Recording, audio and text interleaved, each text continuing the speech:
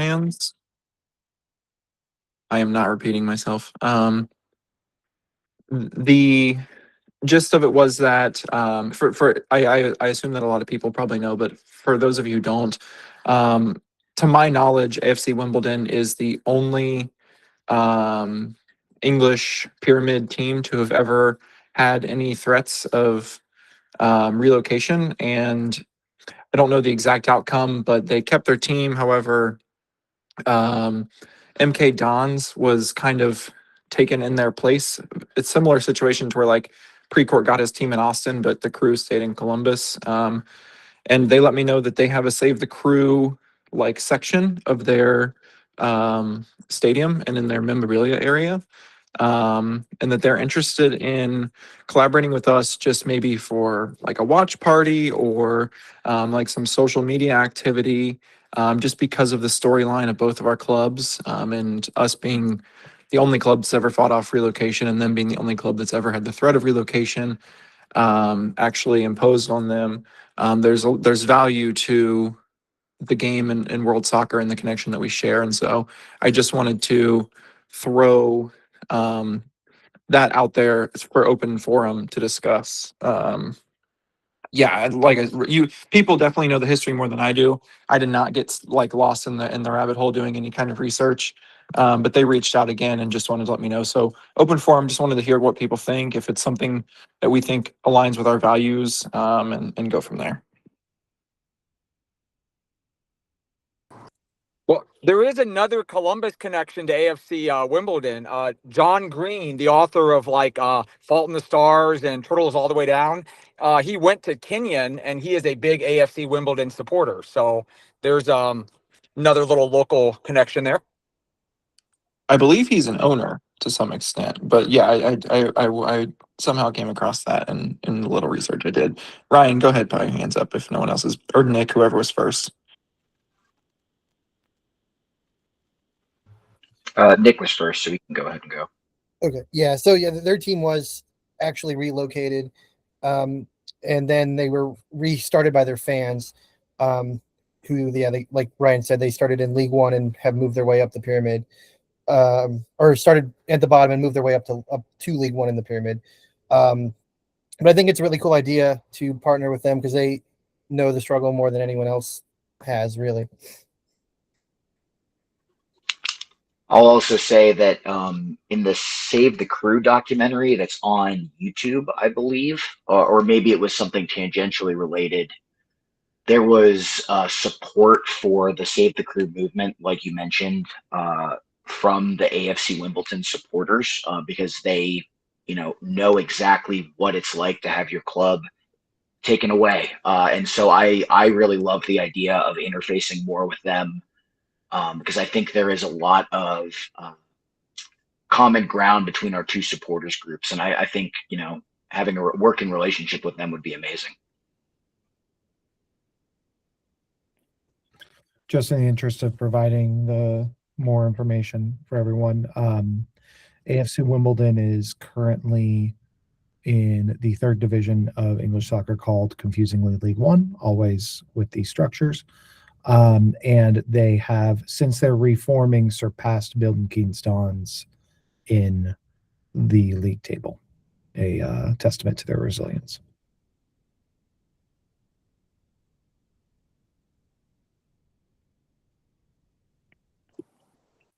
Yeah, I think this is a great. I think it'd be cool for us to get involved with them.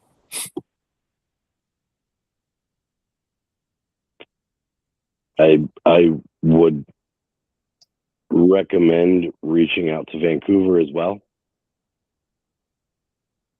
See if they want to get involved somehow or another. Because if we're being real, Vancouver has an unknown future.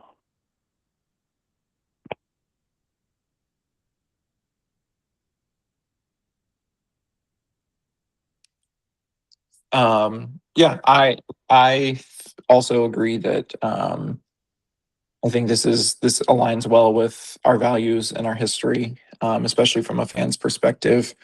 So I can reach back out to them and kind of see what they're thinking of as far as like a more shirt up partnership. There's no monetary commitment involved in this, just to make that clear. I think it's more of just like kind of like a sister city, if you would, designation. Kind of just like hey, we support you, you support us. We've got common ground, common history.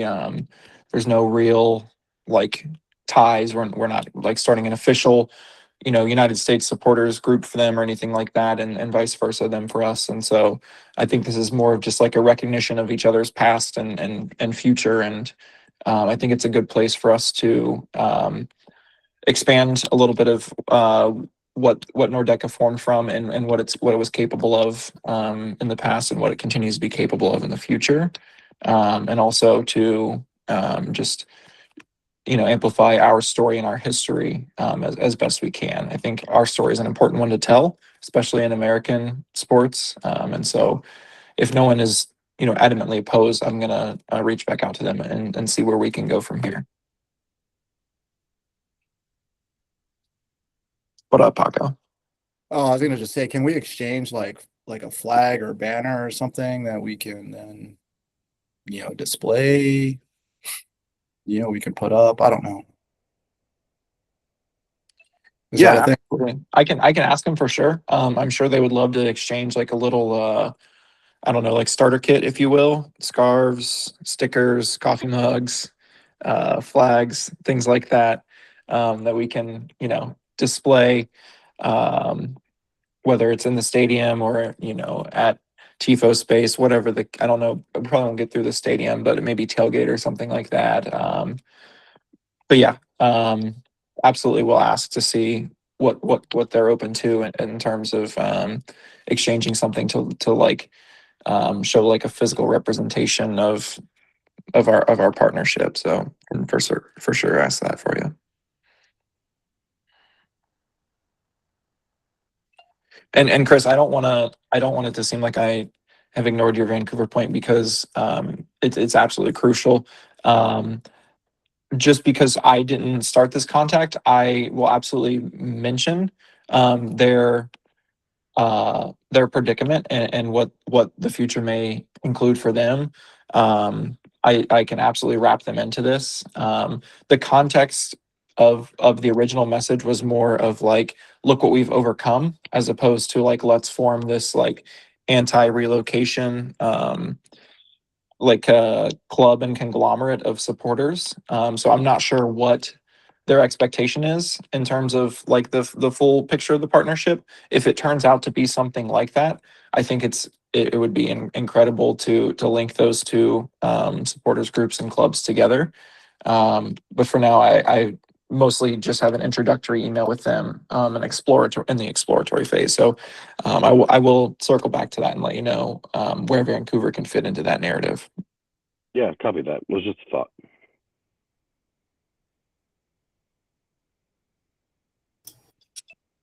Okay. Colin, did you have anything else? I have one more thing. I don't know where it's appropriate to bring it up. It's more community related. But I feel like I will wait until new business, so that way everyone can get their points across and everything like that. Okay. Brad, you had your hand raised. Yeah, Sage reached out to me in regards to something that El Vaquero would want to do. So I don't know if this falls under here or would be something else, but El Vaquero on Olentangy River Road has been contacted by a Telemundo affiliate, and they want to do a video shoot that corresponds for the World Cup and ads with El Vaquero, and they reached out thinking Nordecke would be a great fit for this. I have all this information. I can forward it along to you, Colin, or if there's another appropriate party I should forward it all along to, I can send screenshots of the messages. Just out of curiosity, so Telemundo is partnering to make ads on behalf of El Vaquero, and they want Nordecke to be like a stand-in for like as soccer fans for that. Yep. So the message says, long story short, El Vaquero at Olentangy wants to do a shoot next weekend for World Cup. They're working with a Telemundo affiliate and want to make a commercial that with ads for El Vaquero for the World Cup. I thought Nordecke would be a great fit. My contact said about 10 to 15 people. It would be great opportunity for exposure. Let me know what you guys decide or if you are interested in it. Okay. And is it General World Cup? Is it United States men's national team, Mexico men's national team? Is there any context to a specific direction, or is it just like, hey, the World Cup will be here, we're going to show games? I what I just explained is all the information that I Okay. have. I wasn't Sure. giving any more. This was dropped to me about 10 minutes before the meeting started. And Sage said he doesn't have a flyer or any other details. He just wanted to bring it up to us because he knew our meetings were normally on Thursdays. Beautiful. Yes. Let's connect on that. I Okay. love the idea. I like being able to work with local businesses and media and stuff like that. But also at the same time, I think with it being Telemundo and El Vaquero, we might be able to lean into our more Hispanic SGs to be able to fit the demographic of the request as opposed to just kind of taking it on ourselves. Sure. Yep. I will send you information at the end of the meeting, sir. Sure, no problem. I appreciate it. Thanks for bringing it up. Okay. Do we I want would keep in mind with that real quick too, that I did post in Slack how I had a meeting with LTA, Hector and Joey was there with me, and we with that potential new partner Viva in Nationwide, and they want to be in very much talks about being a host bar for that supporter group and doing Mexico and Brazil.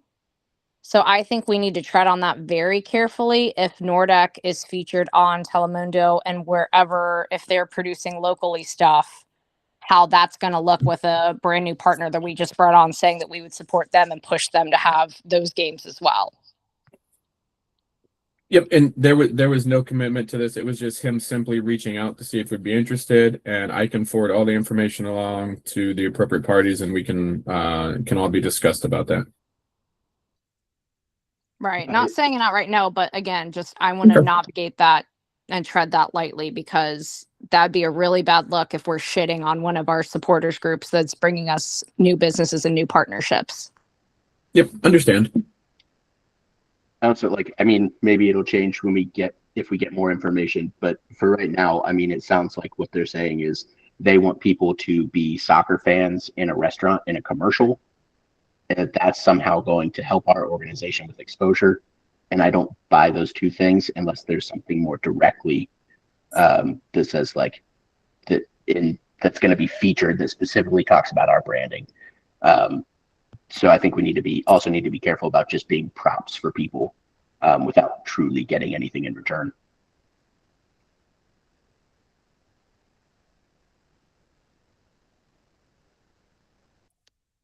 Totally fair. Yeah.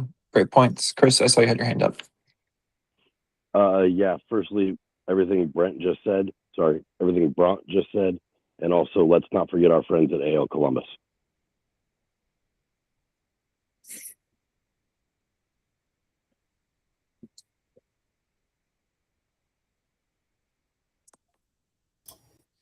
Did you catch that? Just want to make sure since you got the information. Yeah. I will. Yep, I got it. I will just pass stuff along. I have not responded back other than just saying, hey, I'll bring it up at the meeting. And yep, we can discuss and go from there, I suppose. Caller. Awesome.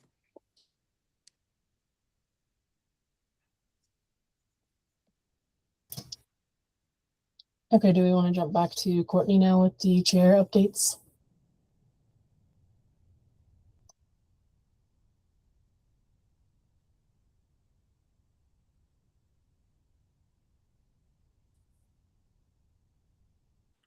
Okay, I'm figuring this out. Sorry. I did not get the financial report of where we are at on stats and everything from Bud, so I apologize. I don't have that. We were going to bring up budgeting, and Alicia and I have kind of been reviewing. I didn't have any issues. I know that we had that document spreadsheet. I don't know if everyone's had a chance to look. Everyone should be posted on there of what the budgets for the first half of the season were going to be. Was someone speaking, about to speak. Am I hearing glitches? But if anyone had anything, I was going to open this part up to board members if they had any questions, comments, concerns, going over each other's budget proposals that we had in the Slack and going over any of those. If you had any questions, comments, concerns, things like that.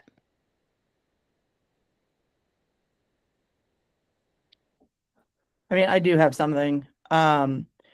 Just off of membership currently, we have raised about $24,000 this year. Obviously, we still have to take out whatever we spent on membership kits. But we do have, that was what we have as of Sunday. So we have about 550 members currently, but we have also gotten about $1,500 in donations that came in with that funding. So we do have a little bit of money that that isn't really allocated to anything at this point. That we need to figure out how we separate that out, because it is just general donations, to see sort of if there's anything that we want to get that we could apply those donations to versus it going somewhere specific if there is something that people want. Emily?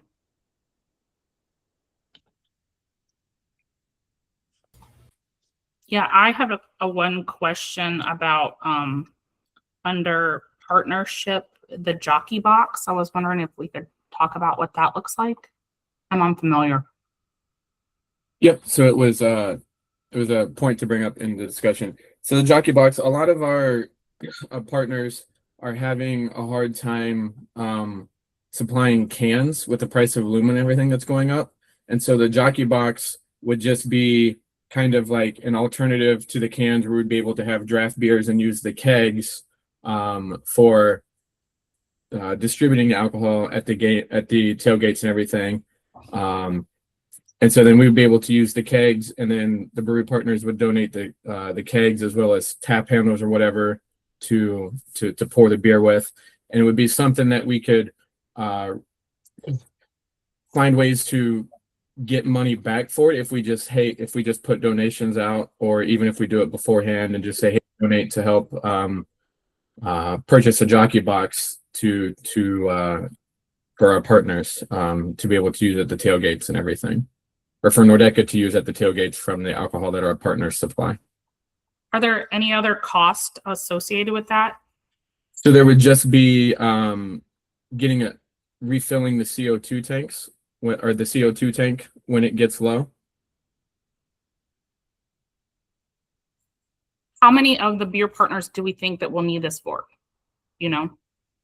It would be for those that bring the cans.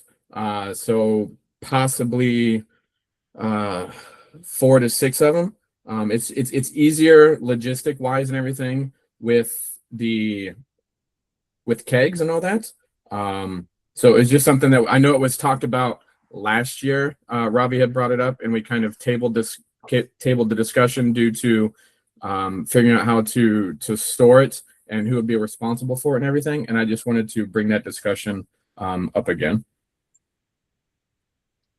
So really quick, I am on the spreadsheet for the tailgate contributions and the brewery hosts, and it looks like it's Parsons North, Saucy, and Land Grant sometimes, and those are the only ones that contribute cans as of right now. So Correct. Yes. we have to maybe. And go ahead. And there are times when the brewery partners can't come, like they've got a conflict and they're not come, and so we have to pick up the kegs. We currently only have like someone's personal tap that we're using for the kegs to distribute the beer, and to distribute that just takes a while because you have to pump it by hand and everything, and it's only the one tap going. Whereas with the jockey box, you can have the 2 taps. The CO2 keeps the lines primed, and you're able to distribute and pour the beer at a much quicker rate than you can with the personal tap that is usually applied to some of them when the partners are not there with their own jockey boxes.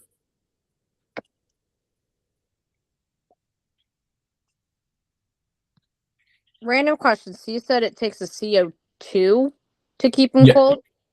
The CO2 to keep the lines pressurized.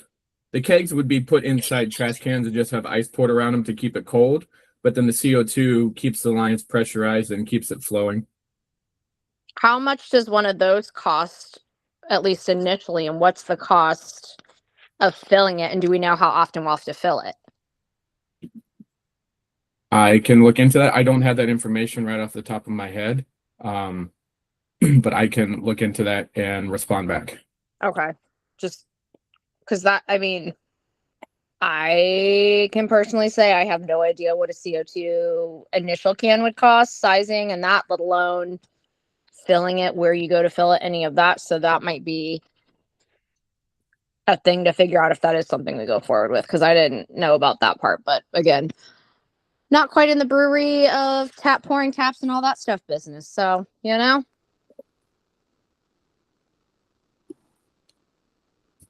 Ryan has his hand up. If you want to go, Ryan. Yeah, sorry. I know we were mainly discussing with board members, but as the former partnerships deputy, I think at least before it felt like we had more partners that were donating cans. I can think of at least 7 Sun in addition to that list of 3. And I'm sure there's more, but I'm not in the loop. So I just wanted to ask, is that list still accurate with just 3 partners donating cans? I feel like it was more in previous years. As of when I had my meetings with them and we're setting things up and asked them if they would be bringing cans or kegs, that was what was decided at the meeting time when speaking with them. And again, I tried to confirm it again when I sent out the email to them, just confirming them for their event again, kind of let them know 2 weeks out what's going on, and then asking them if they're bringing cans or kegs and if there's anything else they need from us. Okay, yeah, not a problem. I was just curious. Yep.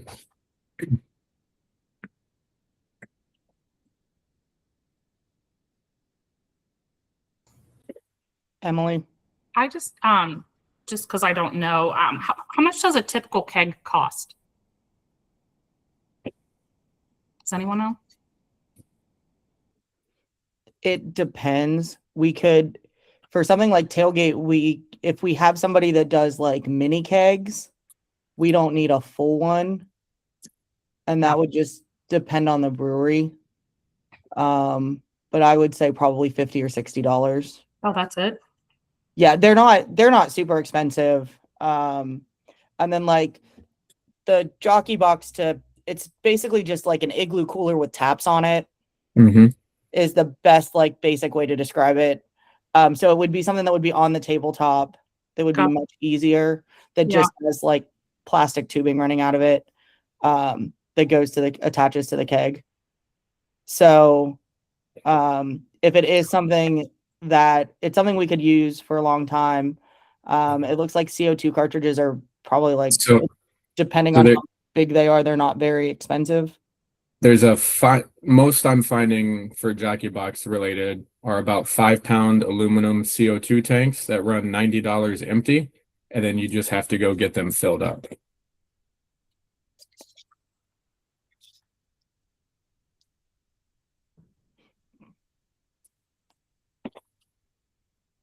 But yeah, Norm. You might not have a good answer to this, Brad. I'm just trying to think through. We obviously have a robust brewery scene in town. Are there breweries that have wanted to be partners that have been unable to join Tailgate because we don't have the equipment necessary? No, they've not been able. There's none have been turned away for that. We've been able to make accommodations for them, whether it be someone, the partner is saying, "Hey, here's the keg for you, but I don't have a way to tap it." We've reached out to most of the time when it comes up to that, we're using Scott Gorsling's personal keg tap to use on the kegs when the brewery partners are not there with their own jockey boxes.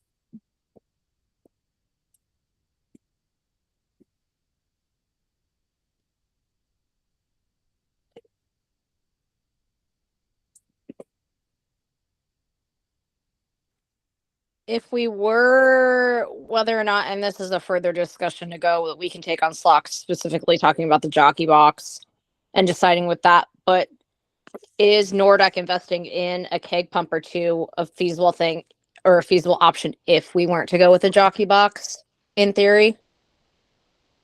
I can look into it. I'm making a note here. I can definitely present different options. Yes.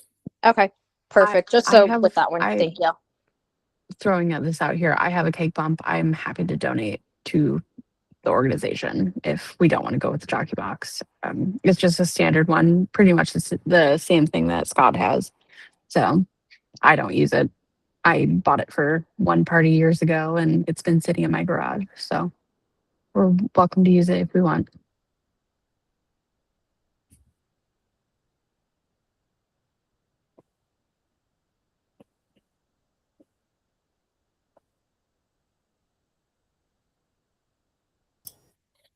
Are there any other financial updates for that section? Just want to add, Bud's waiting to get in. He might be able to provide some specifics here.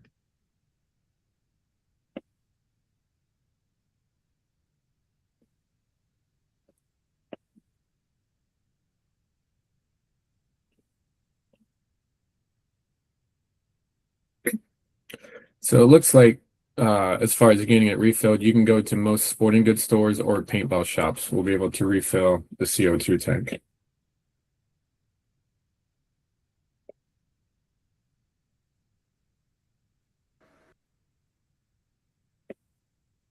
All right, it looks like I'm at least partially in now. So Norm, what was the question? There wasn't a specific question, but we had passed by the financial update earlier. Oh, so current cash position is about $51,000. So an improvement from our last discussion. Our next significant outlay is about $9,300 that we'll owe for the next two match days. That payment will be due April 6th. That's the next significant outlay, other than kind of like the drips and drabs of monthly Google charge, and then TIFO space rental, and then reimbursement, which washes out.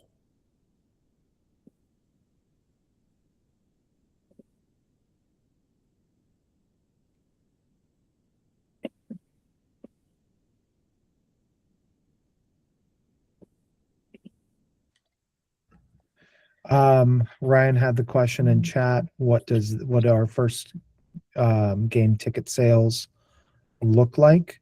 I'll just do the first end of that, which is for Christmas, we sold out our allotment on the first day they were available in our members only sale, which meant that all of the income from there was from the members pricing on tickets.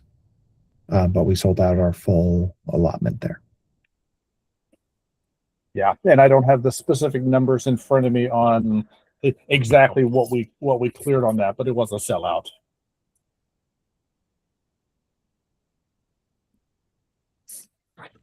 Rich reminds me, if anyone you know wants to come to a Groove game, there's no better time than this Saturday when we play Nashville and get our first home win for the season at the newly named Grow House. Jenna is working on getting a list of students at her school, so we might be able to use some of those. Tell them to come and bring 40 of their closest friends. Right. So this is my time to make the brief spiel. For those of you who've been around for a while, this will not come as a surprise, but ticket sales for Nashville have been anemic. And that is for a few different reasons. The hardest game to sell every year is the first game after Cruisemas, and this year is no exception. So just to call out for everyone in this call, if you have friends who are considering going to crew games, push them to buy from us. It helps the org, and it will make me less stressed personally, and I'd appreciate that.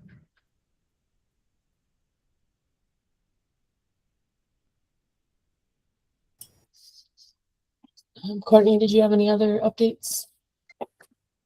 I think those are my two right now.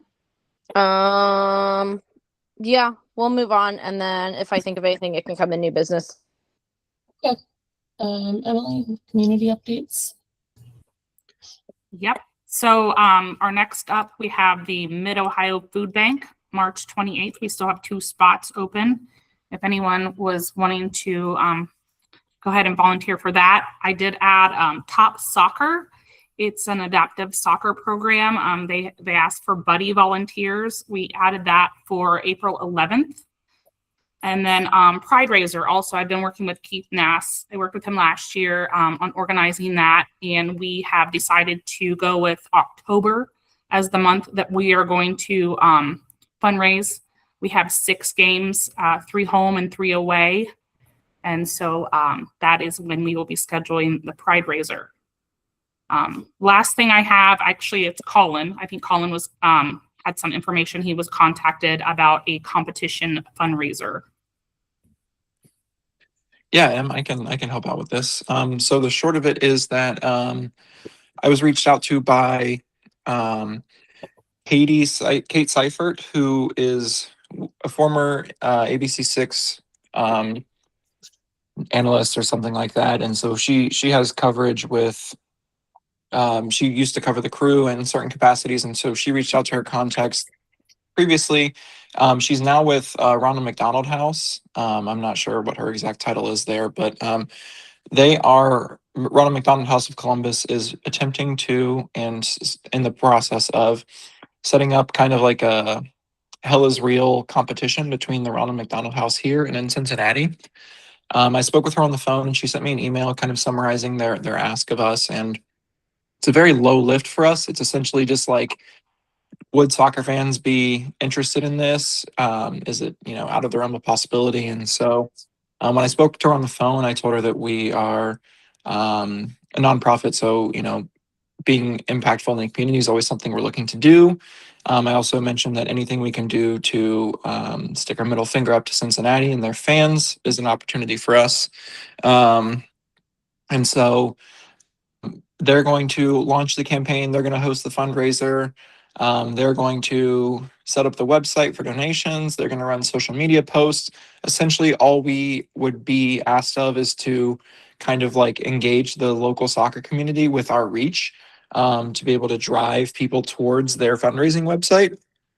It's in the very preliminary stages. They don't have anything organized as far as like events or charity drives or galas or like competitions or anything of the like yet. It's still very, very early, but me personally, I really like this opportunity for us. I like that the Ronald McDonald House reached out directly to us early in the process, as opposed to kind of last minute panicking, trying to get us involved to save their ass by engaging local soccer fans at the last moment, like has happened in the past with other initiatives and drives and stuff like that. And so I defer to Emily for any kind of lift or effort. It seems like it'll be low, but I don't want to put things on her plate without her permission. And so that's kind of the gist of it. But yeah, just brought it here for discussion since a lot of us are hearing it for the first time.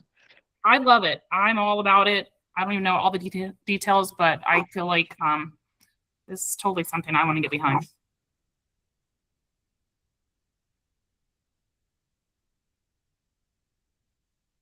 Yeah, beautiful.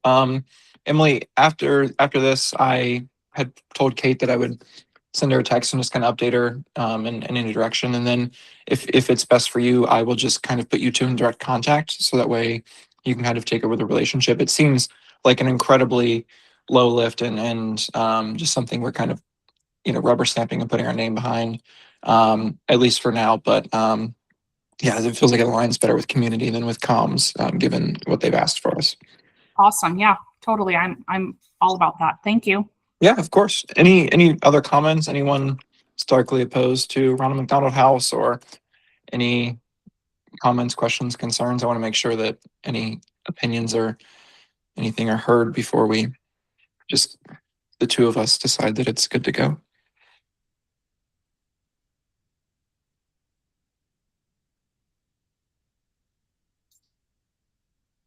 Cool. Okay. I guess sold. Next. Emily, did you have anything else under community? Nope, that's it. Thank you. Okay. Brent, creative. All right. Just a couple things. We are officially one display down for the year. We're close to wrapping up the second one. It will be netted tomorrow night. Still trying to confirm with the front office whether or not we are able to use the Astor Garage. Put that request in a week or two ago. So hopefully you'll get an answer by the end of the night, but not holding my breath on that. So I think it went out on socials a little while ago, but everybody please keep in mind when you see the display on Saturday that it was done a little bit differently. This was not your friends at Tifo Sweat doing all of the painting. So colors might be a little mismatchy. It'll look a little funky, but I think it's still going to be really cool because this was a community project where we sent pieces to different schools around the city, had them paint them, brought them back together, and sewed them together. So it looks a little patchwork, quilty, maybe, but should still be pretty cool. We had talked, and I had talked before the season about trying to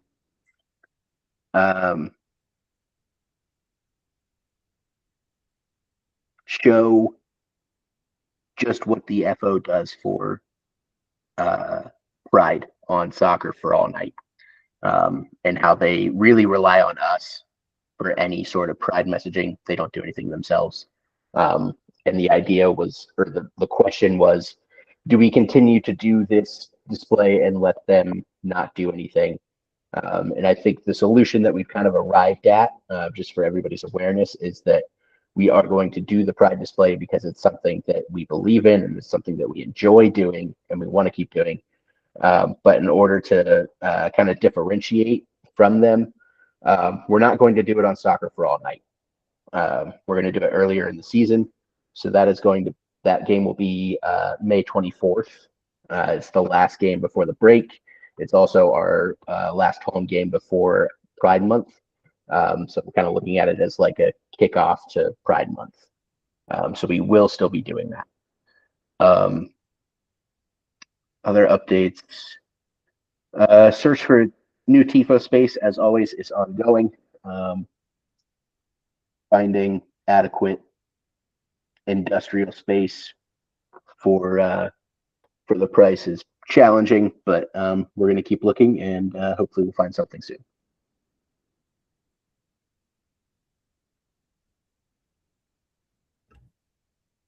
Hey, Brent, just want to touch base and see if any problems getting the banners back into the stadium, et cetera, because that just following up on something we brought up publicly previously.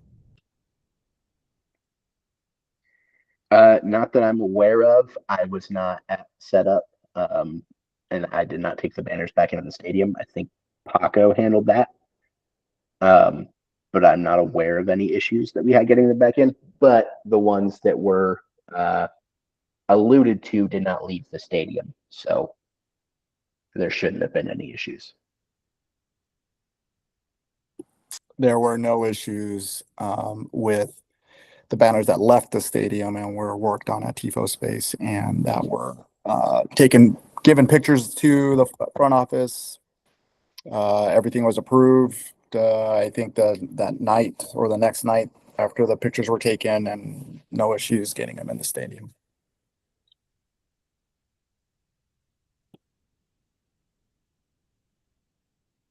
Is this since we're kind of talking about it, is this a good place to share the other news? Or do we want to wait I was for gonna new wait till business? new updates, but Okay, I mean, it's going to come up at some point. we can wait all for new right. business. That's fine. Yeah, okay, that's when I was gonna bring it up. Okay. We're gonna jump back to community real quick. I think Emily had one more thing she wanted to add. Sorry, I do. I wanted to add part of my budget. I had put in there for the fundraiser for the first game at Pint House. I was hoping to be able to raise funds to purchase the pantry items for Chris that they are putting together. And, I don't think that we were able to do what like I had envisioned, but that's on me because I really didn't know how that setup was going to look. But I did want to motion for $500 from the Nordecke organization to purchase pantry kits to donate to Chris. I'll second that. Thank you.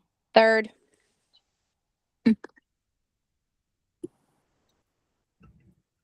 Bethany, do you just want to do a roll, a call to make sure everybody gets their vote?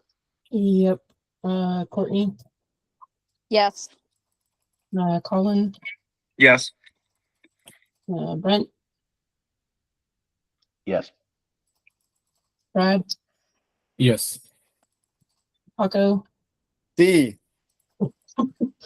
Melanie, Yes. Emily, I'm gonna go ahead and say yes for you since you motioned. Yes, please. Curtis, Yes. did I miss anyone? I think that's everyone. I'll go yes for Justin. Okay, thank you, Norman. Okay, that's everybody, I believe. So the motion passes. Thank you. I had talked to Allison and she has priced them out because she's done them before and they're about $30 for each kit. So that's going to go a long way. So I appreciate that. Thanks, everyone. You're welcome. Okay, we're going to move down to game day. Ooh, that's me. Hello, everyone. Yeah, so I just want to start off by thanking everyone involved with Match Day and Game Day. That includes huge thank yous, especially to Norm and Ashley and Justin, every drummer, every capo, just for everybody's understanding, the amount of work that goes on behind the scenes to make everything from tickets to parking to those videos to what we experienced this first game for Match Day. It's really due to our volunteers and some really late night 8:30 Friday team meetings, trying to get to teach everyone how to do ticket orders and get those things ready for everybody. So it's been really phenomenal, and I'm just really proud to work with a bunch of folks who not only care about the crew but also Columbus as a whole. So thank you again. So yeah, we had banners this last week. Super thankful for all the volunteers that came out. We had a bunch of new folks come out. So just want to set that reminder out that we always can use your help to put those banners out. We do it every match day. The more of us that are out there, the more of us we can knock it out pretty quickly. If you can't come early, great. Maybe you can stay late and help us take them down. We're doing banners for Nashville at 12 o'clock, even though it's an early kick. It won't be at the cover my meds gate. Just please come out and help. It's pretty awesome. Thanks to Ashley, Fatih, and the comms team and all our volunteers. I don't know if you all have noticed, but Match Day has been very visible this season. We got a lot of our volunteers were able to get onto that intro scoreboard video, which was pretty cool. Obviously, we've been doing a lot more social media. We definitely plan to keep that going. We'd like to get more chants out there, especially encourage more activity at tailgates, more activity through the section, and then also focus on, ticket sales and watch parties. So we've had a lot of back. I think it's been going really well, so it's encouraging. So thank you everyone that has said really nice things to us, and thank you to those that haven't. Because criticism is meant to build up. So we appreciate the feedback and want that feedback, right? So yeah, just keep that coming. Recapping the game, we had the March. I think it went really well. We had a pretty good turnout. We are going to try to focus on doing a meet the team every week. So this week it's an early game, so that is going to be at 4:40, I believe. Ashley corrected me on that, so thank you for that. So just one last thing, in case you guys don't know, we have had a really great opportunity to be part of the Match Igniter ceremony again, and as many of you have seen, the Match Igniter ceremony has changed. It's a work in progress, but there are aspects of it that I really like, especially that last moment before the igniter actually ignites it. There's a moment where they can stand next to the supporter. For this first half of the season, we really wanted to, Match Day really wanted to focus on our supporter groups and really highlight what they do as far as what they do for us, what they do for the community, and what they mean to the crew. So Diana Lopez was our first. She represented La Guardia 96, and I think the moment came out pretty well. I think it was pretty great. So next up is going to be the CBG Bags, the Greater Columbus Golden Boys and Girls Supporter Group. They have a special nominee that is going to represent them this Saturday. I don't want to give too much away, but the ask is this. These folks that we highlight, these groups that are highlighted, they are one of us, right? They're part of what the Nordecke is. They're part of our community.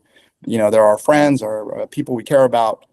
They're the reason why we are massive, right? So during this moment, we definitely want to highlight the one of us chant. And while every chant should be at its highest level and you should be going nuts, if you can find an extra notch on your volume level and really blow the roof off at the grow house for this one of us chant, that would be really great. We don't and we haven't had this chance as often.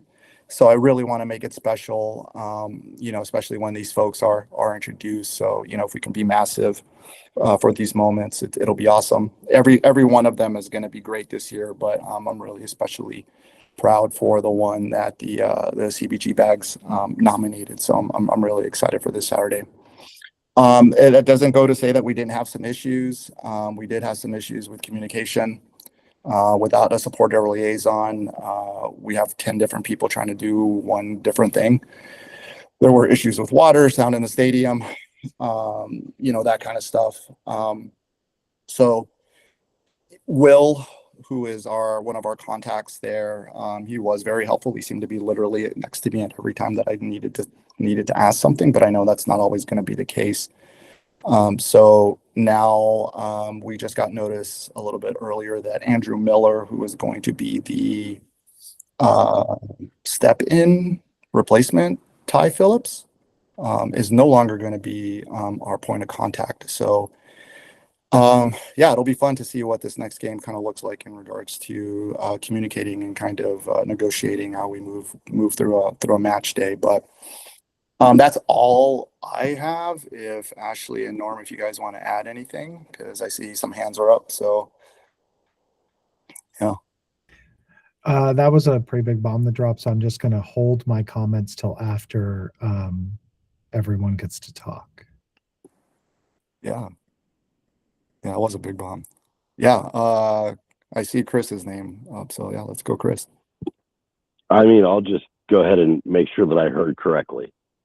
There is now officially no one designated from the crew front office to be an official contact, game day or otherwise, to the Nordecke. Did I hear that correctly? That is not correct. exactly. No, not exactly. There is a designated contact person.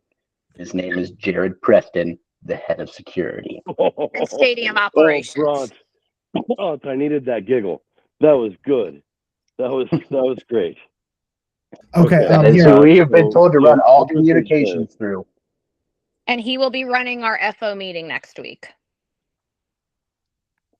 Okay. Okay, I will accept that technicality as an answer to my query. All right. Let's Here, let me be near term. Just to be transparent, we're 2 days before match day, and the person who was supposed to be our point of contact will not be in charge for this weekend. We now are moving that to a new person 2 days before match day. So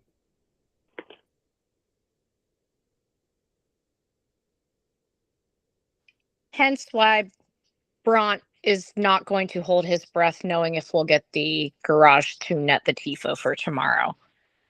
Hence why we don't know. Game Day's still waiting for a definite confirmation on setup and all of that fun stuff. We know what tentatively was there, but again, they changed it the day before last week, so who knows what that's going to look like this week. And the various issues with water and communication and other things, who knows what that's going to look like this week for game day and our volunteers. So I also think, since we're discussing this, it's worth going on the record and sharing with the broader audience that this was communicated to the board at like 5 o'clock this afternoon.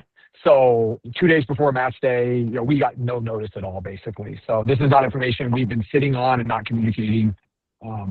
It's very late breaking. I'll go one step further than Curtis on that real quick and just say that we are due to submit topics to the front office, and we were told at 5 p.m. to submit them to a different person. I'm concerned because of the quick exit that there's something that we don't know going on. So I just want to put that out there. Yeah, go ahead, Chris. Was it an exit, or was it a just she's moving on to a he different said role in the his company? last day with the club is tomorrow, Friday, March 13th. Oh, okay. I'm going to ask, and I know that Bill Fetcher is on, and I saw Lenoy was on earlier. I don't know if he is still on, but I'm going to ask, is there anything that the Nordecke board and or the crew fan council would ask of the greater Columbus Crew Nordecke fan base in regard to this particular difficulty that is being handed down? I think we need to get with the fan council and come up with a plan of action of what we want to ask of the fans and membership. Obviously, you've heard me say this with the unsatisfactory parking the last 2 weeks. We'll just leave it at that. Ticket reps. This was a position that was promised to us. You kind of half filled it with someone that came from Stadium Security. Now we have no one filling it at all. And it's game 2 of a very long, different, crazy season. And we've already have PTSD and red flags from previous ownership not keeping their word. So this is very damning against an organization that wants to build, and especially on a year where you should be capitalizing and growing the sport and growing the fandom and getting people engaged and wanting to be ongoing season ticket members to fill that stadium and become Nordecke members and keep this growing and build momentum. You're going to pull back on a position that you promised the fans so that you could be connected to those fans and keep the great stadium experience that they come to appreciate at games going. I think we need to put the pressure again and make it known, but let us get with the fan council, because again, we got that an hour before we all jumped on this call. So we need to digest it, speak with them, and come up with an official kind of reaction and game plan with that. Okay. As much as I hate to quote Morgan Hughes' social media bio for a long time was best friend, worst enemy. And whenever y'all need us to be a worst enemy, you let us know. What I'll just add to that is before there was a decision made, and that decision was clouded in a bit of obscurity, and now there is a clear vacancy, which provides an opportunity to make the collective desire of crew fandom known. I mean, obviously we're still digesting, but like now there's a clear thing we know, right? That there is not just transition, but no one sitting in that chair who is dedicated to interfacing with us in a meaningful way.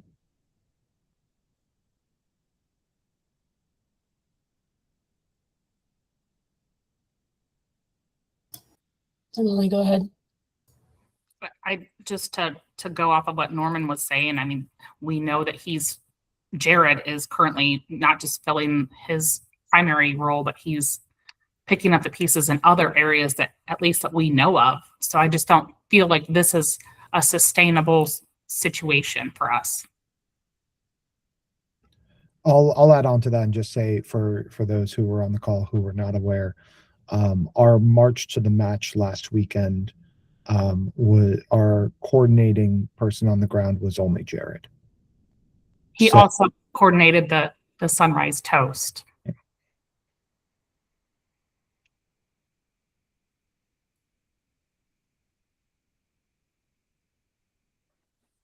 I think one thing that's important to note here is that the club has been given an opportunity to replace Ty Phillips now on 2 occasions with someone who has any semblance of engagement with the fans or marketing or, game day or anything like that. And in both instances, they've gone to security. And to me, that reads as Nordecke is a security and a facilities issue to them and not an experience or ticket driver for them.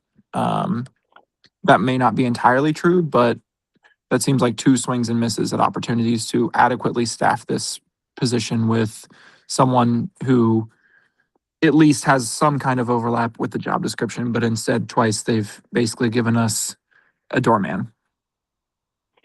And to tag onto that, I know there are 4 people with their hands up, and I'm really sorry. I'm going to mute myself after this, I promise. To tag on to what Colin just said, the original commitment from the executive leadership of Haslam Sports Group after the rebrand fiasco was to create a position that would be both an advocate and a liaison. They are halfway filling the liaison role, and they are absolutely ignoring the advocate role.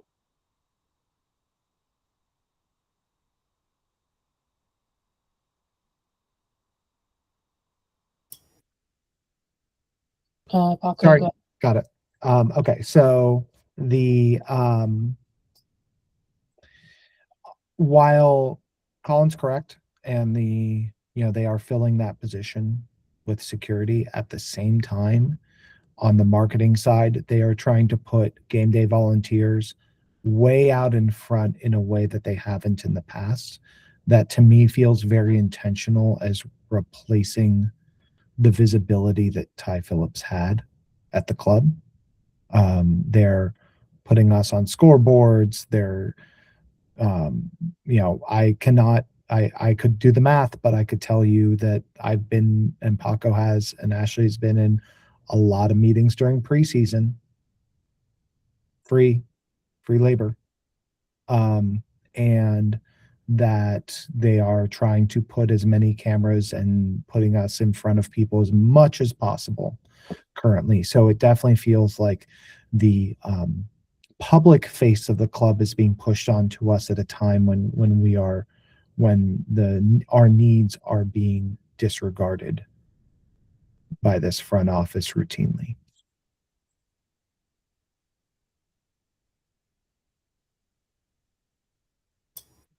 Paco, I think you were next.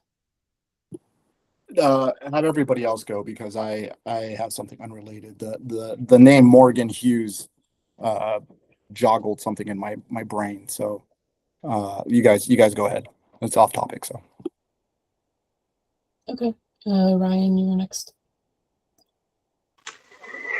Yeah, this is kind of piggybacking off of Chris's previous comment about the advocate and the liaison.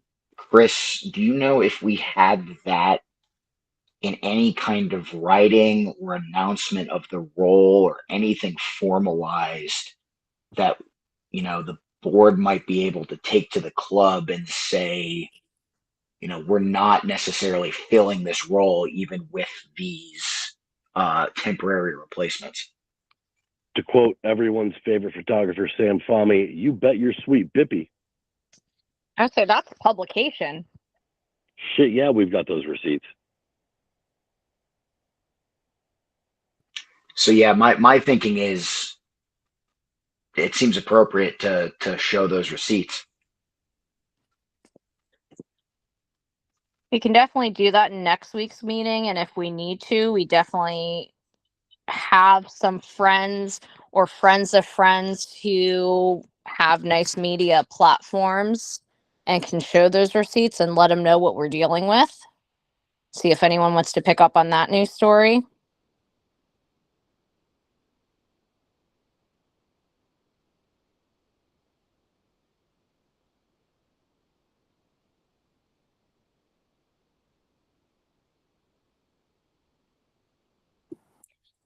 Since there's a slight pause, I don't want to interrupt anybody, but I just wanted to just put it out to the group that I was contacted by Morgan this week to discuss a little bit about that push for the bid by the Haslam Group for the NWSL team here in Columbus. I think it's something we as an organization should probably support and get behind. It aligns with our values and our support of not only women's soccer, but the soccer community here in the state of Ohio. Morgan has asked me for the ability to hang support NWSL to Columbus banners. The idea is that we are going to hang them on the capo stands, predominantly the center stand and that stand closest to the scoreboard. So that, because those are the ones that are mainly on the telecast for this week's game. So I want to just make sure I put that out to everybody. If ever anybody has an opinion about that, I have made my opinion known. But I'd like to hear from everyone else on the call, if you guys, how you guys feel about that. But I just real quick on the spot with the scoreboard, we're not replacing that where Randy's banner is, correct? We're going to a different level. Okay, that's my only concern with that. It's only going to be on the capo stand, on the 3 stands. Correct. Okay, but you said one near the scoreboard. Oh yeah, no. The I'm sorry, section 129 stand. It's just the capo stand. Okay. Capos. Okay. I misunderstood. I thought you meant up by Party Deck or that for some reason. Okay. No, thank you. Yeah, I just want to circle back to the Andrew Miller news for a second. I think we keep our powder dry until after the FO call, because for all we know, Andrew Miller dropped this bombshell on the FO today and said, "Oh, by the way, I'm leaving on Friday. I've got a new job." So I don't want to read too much into the fact that they haven't come up with a plan, other than the fact that they didn't replace Ty appropriately to start off with. But that's strike 1. I don't want to necessarily call this strike 2 immediately. Let's wait and see how they address the issue in the FO call. Right. We have to figure out if we can do that. Let me talk to Milan, because it's in Cincinnati. So let's make sure we can go down for that. So just adding on to that point, that after this game, we have 3 weeks until the Orlando game. And there's an FO call in there. So just in terms of the amount of time between home matches to what time we have to work with, it's about 3 weeks.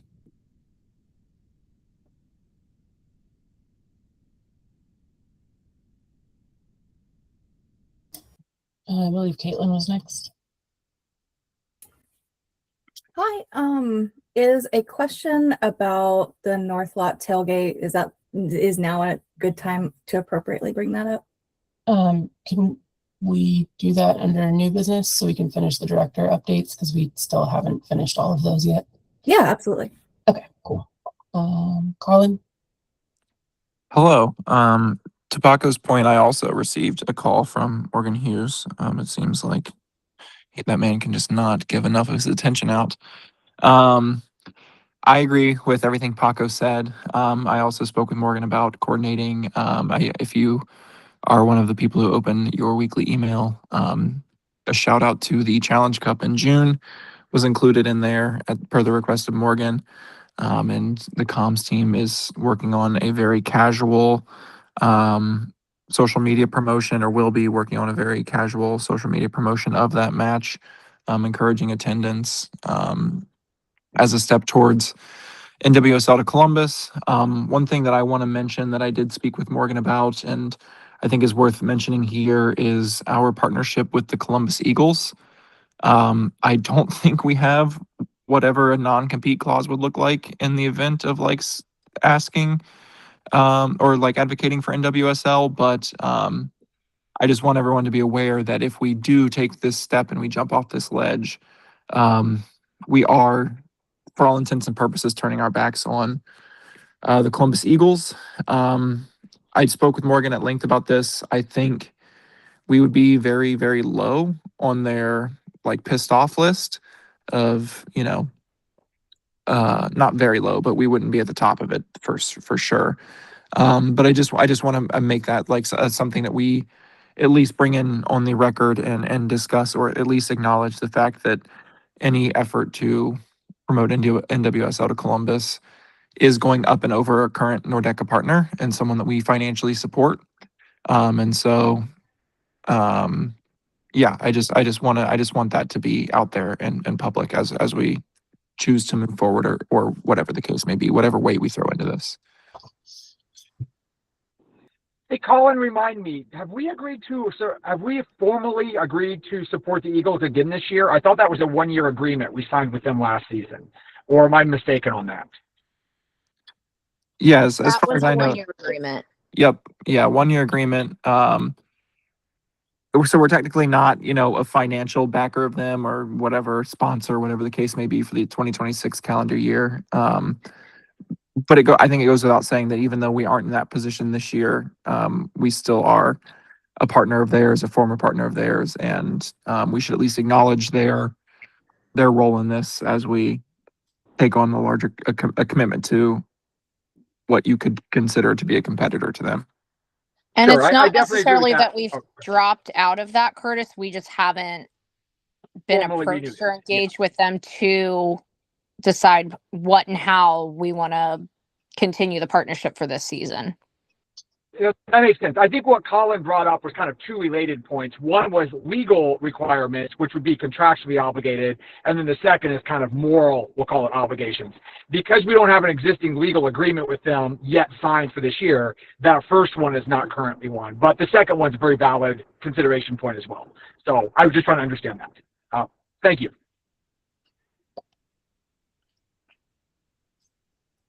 Okay. I had to hop out and come back in because I was having some tech problems. So apologies if somebody already mentioned something similar to this. But I do want to point out one potential challenge as we talk about an NWSL team owned by Haslam Sports Group. We are currently facing a situation where for the last few years, they have been shrinking the front office of this organization and sending more of those responsibilities to Berea, where Haslam Sports Group is based. And I don't think that adding in a third team, especially a second team sharing our stadium, is going to improve that. It would further divide the attention of the staff that still remains. So I'm not saying like, let's not advocate for women's soccer in Columbus or anything like that. But our mission statement, as was written in the bylaws and as we even discussed it when we were working with, I can't remember his name now, but the nonprofit consultant who offered us some services for free to help refine that a little bit. We said that our mission was to support soccer in Columbus specifically and especially the Columbus Crew. So if we're going to advocate for something that might actually do a little bit more harm to the fan experience of the Columbus Crew, we need to be aware that that's something we're potentially doing.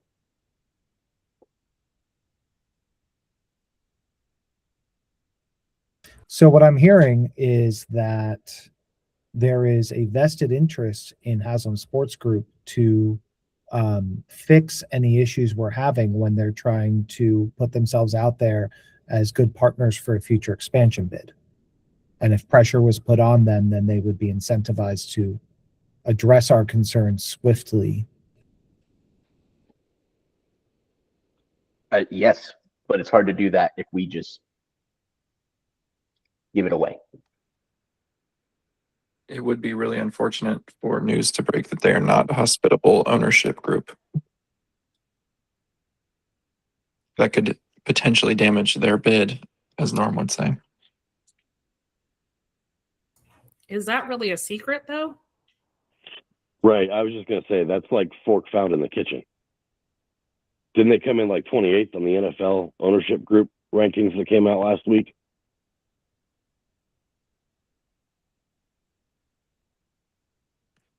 But where did they come with the Milwaukee Bucks ownership group, Chris? You're not asking the right questions. Sorry, I haven't talked to Josh in a while. I think Mary would be a good candidate to run a new NWSL team, though. Bite your tongue.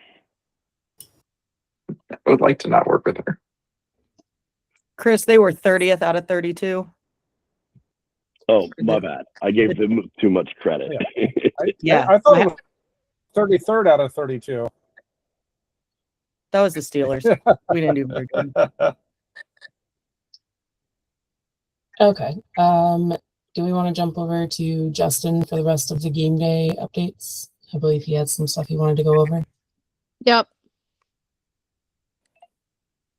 Alrighty, excuse me. So one of the things that has been on my mind as I've been in this role for a couple months now is kind of what things we can do to improve the tailgate. Not that the tailgate's bad or anything, but everything can get better. And I think one of the things we've been betting around was supporter group, featuring supporter groups at essentially game days that they want to, that they volunteered for. Not necessarily every game day. We don't have enough supporter groups for that. But, if a supporter group wants to step up and, do something for a specific game day, or they have a specific cause they want to promote or something, we'll do some sort of feature session on them, maybe a video or just, what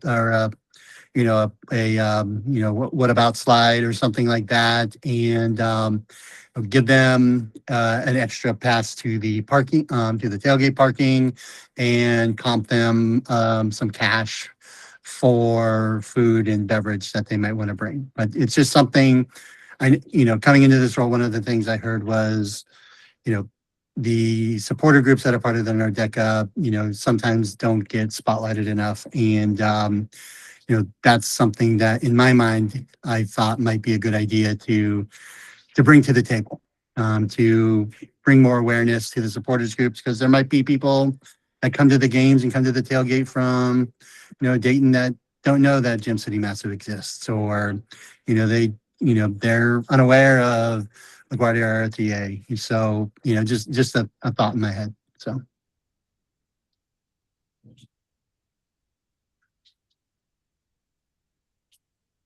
I mean, there's nothing really concrete about the idea, but it's just something I think would be good for, good for the visibility of the supporters groups.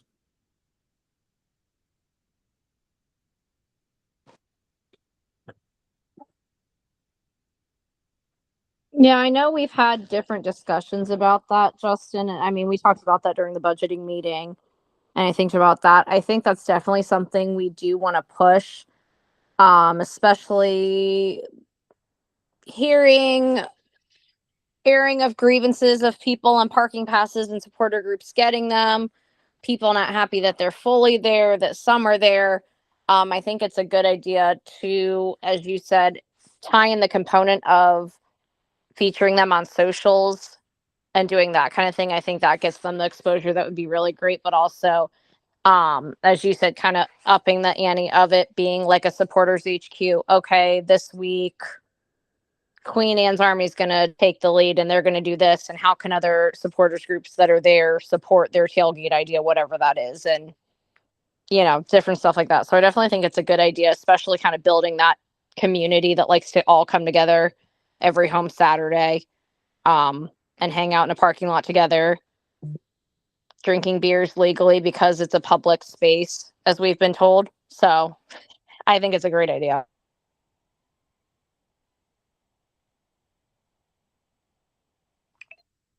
Since we're on the subject of tailgating, Caitlin, did you want to bring up your question with that? Does that seem maybe appropriate-ish since we're kind of on that?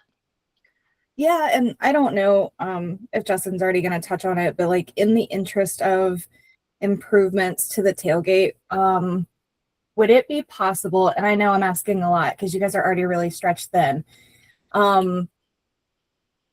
we have a certain number of parking spots at the tailgate and we aren't able to fill that number of parking spaces because people are kind of parking like dipshits. In the past, I know Brad's kind of taken it on where he's like directed traffic. I've seen Paco doing it. I've seen Ben doing it. Like it can get away from you really quickly. Christmas was a good example. I know that there was equipment in the lot and that's unavoidable. We can't really help that. And mud was also a factor to some degree, but that middle section, all last year, we pretty much had 2 rows of cars there. And for Christmas, it was 1 row of cars. It was super diagonal. It cut all the way across the lot. And I know that Chris and I ended up coming a little bit late just because we had some stuff going on. But like realistically, we parked outside of the tailgate space. And once we parked and we got inside, we realized, well, shit, we could have fit the truck in here. We could have fit 4 or 5, maybe 10 more trucks in here if people had just parked better because they had been told, hey, you need to shift your car up. We need to have another row of cars behind you. So just anybody who could be like a designated, like, this is your job at the tailgate, direct traffic type of thing. I know like we're a self-policing community, but the self-policing is not working. And that was a discussion that Norm and I were having, you know, at the tailgate, you know, in you know, while it was going on. And, you know, it's something, do we go out and, you know, line it prior to, you know, there are options on, you know, that we were thinking about, you know, because we want to be able to maximize the space as much as we can, both for cars and for canopies and those types of setups, and, you know, which can be tricky to do both. But, you know, we had some ideas. It didn't help that, you know, there was more water outside of the retention pond than there was in. I was disappointed in Bill Fecker not pulling his car into that big puddle right by the retention pond. Yeah, and then towards the back too, you know, we lost some space, and the cones that they threw up there also kind of cut into our space as well. So, you know, those are all things that we noticed. Unfortunately, I will not be there this week, but, you know, it is something I do plan on getting there, you know, driving over there on a, you know, in a random day, you know, in the next couple of weekends, just to kind of see it with no cars there. There'll obviously be equipment there, but in terms of the equipment, that is one thing that they said wouldn't be there. You know, and that's one of the things I brought, you know, to discussion for our next FO meeting was, you know, the condition of the lot and the fact that there's still equipment there, because they did tell us that there wouldn't be, and there was. Big surprise. So, but, you know, so we will bring that up as well, because that also limits our space. So. Okay, so just trying to level set here. I fully agree that we want it to be more organized and better laid out than it was last week. Things that have changed. One is this may not have been noticed particularly, but starting last year, the front office did away with early morning setup and instead forced us to move to noon. And they have been incredibly resistant to any other time but then. Even when asked, beginning of last season, we had asked to move it, hey, can we move it earlier? And we were told no. And then we said, can we move it during the summer? No. And there's a knock-on effect for that, because obviously as game day, we have dual roles, and we have to be inside for setup, and that's around the same time that the tailgate lot opens. So part of the problem that we had last week is we show up, go inside to do the setup work, and I glance outside and there's already 10 cars parked and the damage is done. The way the lot is set up there set us up in a way that was going to make it more challenging to fit as many as we could.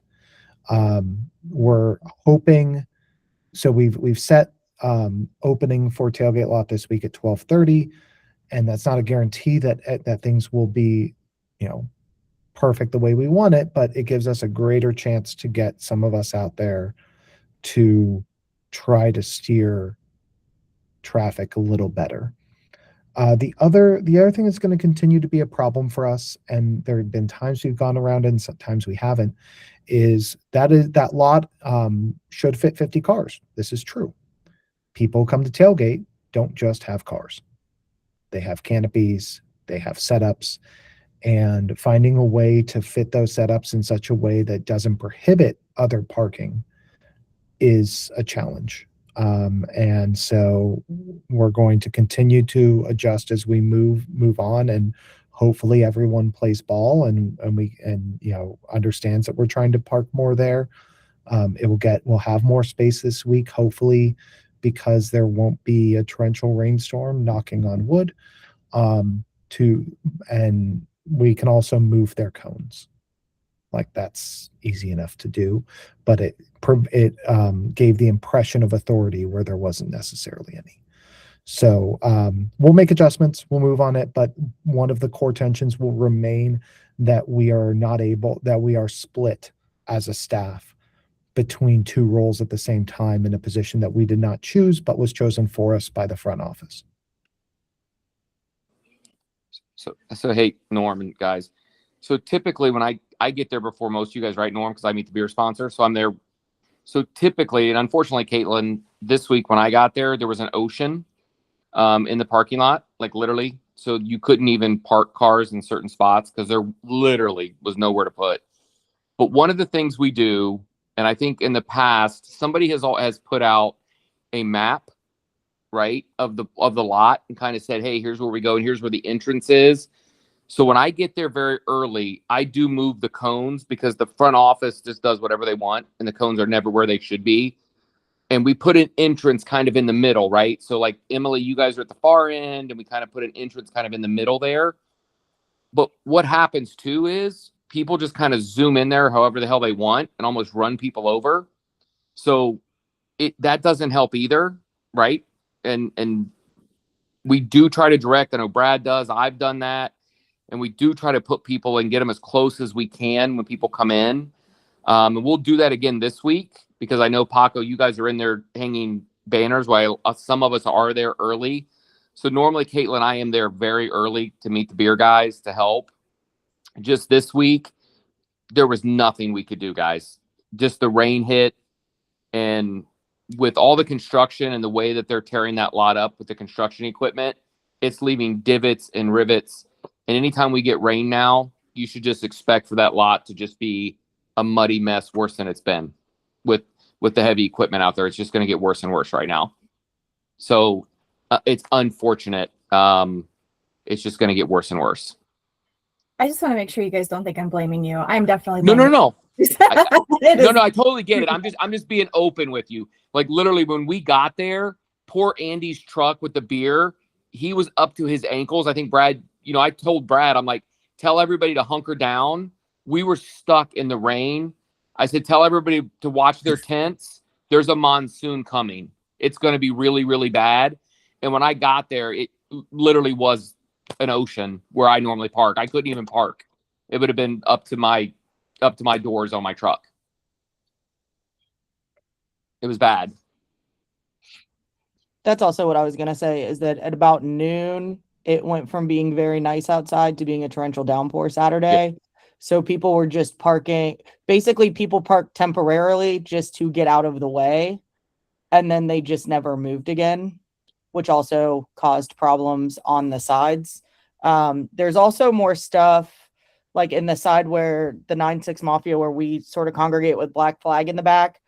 They have added a lot more.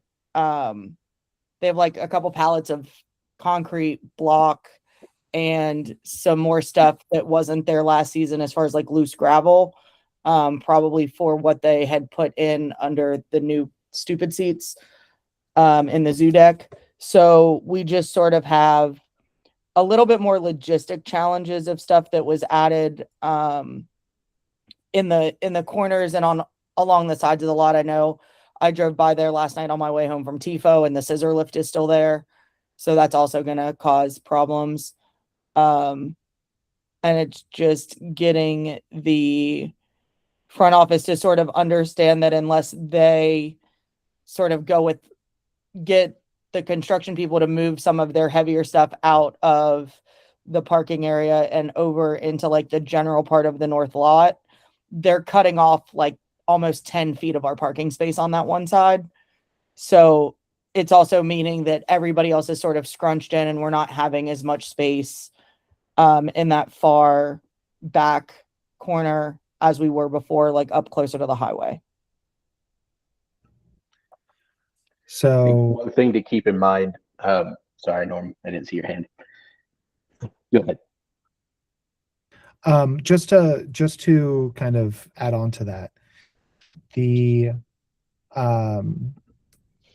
prior to the season, what the front office had said around that was that construction equipment would be moved next to Astor Lot, where the next construction site is opening. And then when asked about this prior to Cruisemas, the response is, well, that's outside of your lot, so technically it's clear. Which is a more, which is not what the impression we were given previously, right? It's a moving target, and I don't think that's necessarily a shocker to anyone in this call, but just to say that there has been more resistance to getting that lot clear than I would have hoped for. I'll put it that way.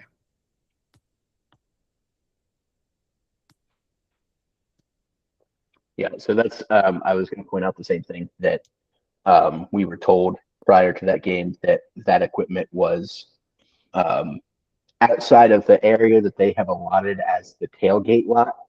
And then we were sent a map that shows 57 vehicles being able to park in what they deem the tailgate lot.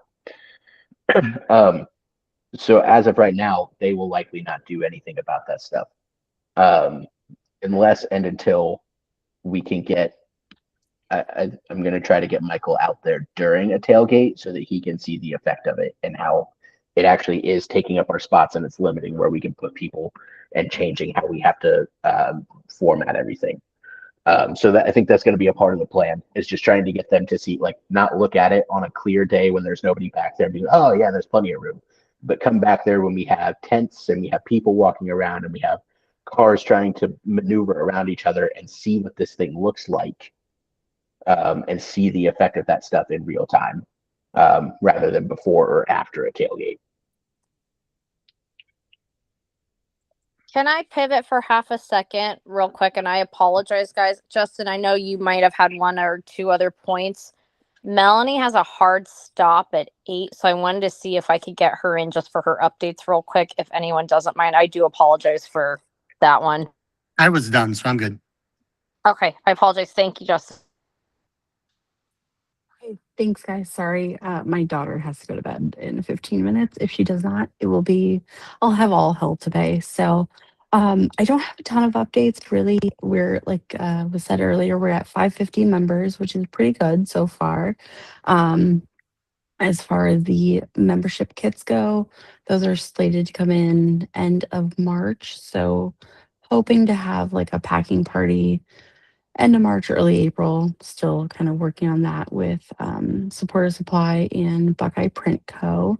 Um, and then I was just talking to Brent the other day and Courtney and Emily, trying to see if we could do sort of an open house with a yard sale type thing where people could use their the credits from their memberships to buy merch, come check out TiVo Space, participate, and do all of that in one fell swoop. But we don't have anything, ironed out. It's just we're working on that right now. That's pretty much it. I don't have a lot, so I just wanted to get that out. Okay, thanks, Melanie. Next would be partnerships. Yes. So we onboarded High Banks as a new partner this year. So excited to work with them. And they're coming to us with a cool opportunity for Decision Day that I wanted to present to the group and kind of flush it out. And if we need further discussion after this, definitely open to it. They would be open to hosting a watch party there in a new event space that they have. And there would be a somewhat of an admission price to it, but it would include unlimited food and possibly beverages, depending on what the final thing works out with. And it would be open to the general public as well as Nordecke members. And kind of the caveat to get members there would be that they would get a discount on the price for getting in there. So that is something that is out there as an opportunity, possibly. We can discuss that, or I can go down the list and we can table this and discuss it later, take it into Slack if we want to. I'm really whatever the group would like to do.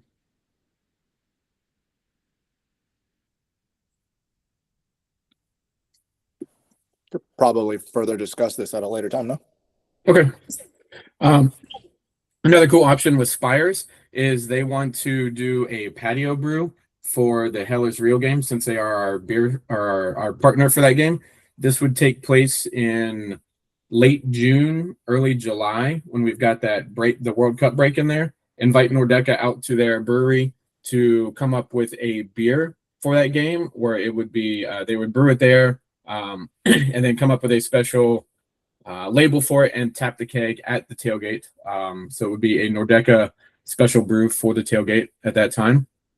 We've already discussed the jockey box, and then just something to figure out. We need to try to come up with a date for the first Nordecke town hall for the year.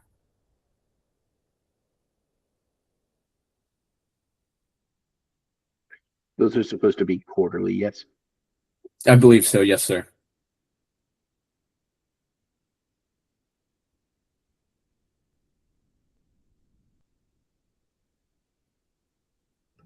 Correct me if I'm wrong, but so this would be for Q2, since technically the AGM counted for Q1, or do I have that wrong? You would be correct in it. I'm trying to remember how we did it last year. I think we used AGM as kind of the Q1. So the Q2 one is what we can look at. If we can just get some dates together that I can present to Seventh Son. They've offered to host them again for us this year. And I just want to make sure that we get ahead of it and get dates on the calendar for them. Brad, will you put that one in Slack and we can do a poll, see what dates would work best for everyone? Sure. Okay, I appreciate that. Thank you. Sorry, this one just came in. I just remember this looking over things. The watch party on 3/21, I got email back. Grandview Theater is going to host the watch party for us, as well as Bobcats Brewing. So Grandview Theater is going to open their doors at 11. Have the noon, the kitchen opens for food, and then from 1 to 3:15, they're going to be showing the game. And then after that, they're asking us to immediately exit so they can because they have a 3:30 movie showing that they need to get ready for. But I will send all this information over to comms to get it out. They've sent a link for us to purchase tickets. They are free tickets. They just need to know how to staff appropriately.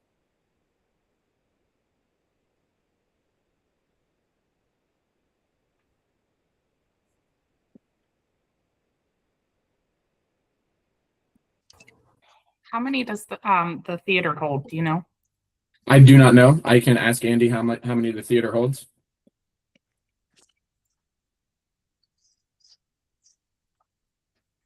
Yeah, let's get that number and then we can get socials to start promoting. Maybe we come up with a list where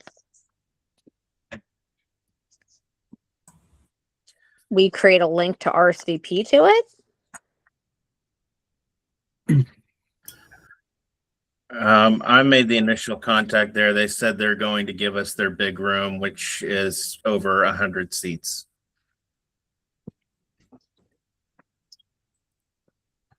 The main theater at Grandview seats about 150 people.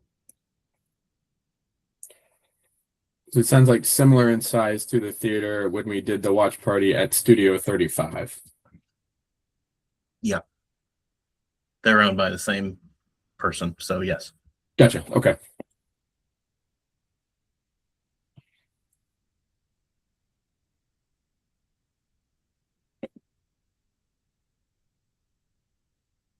And that is all that I have.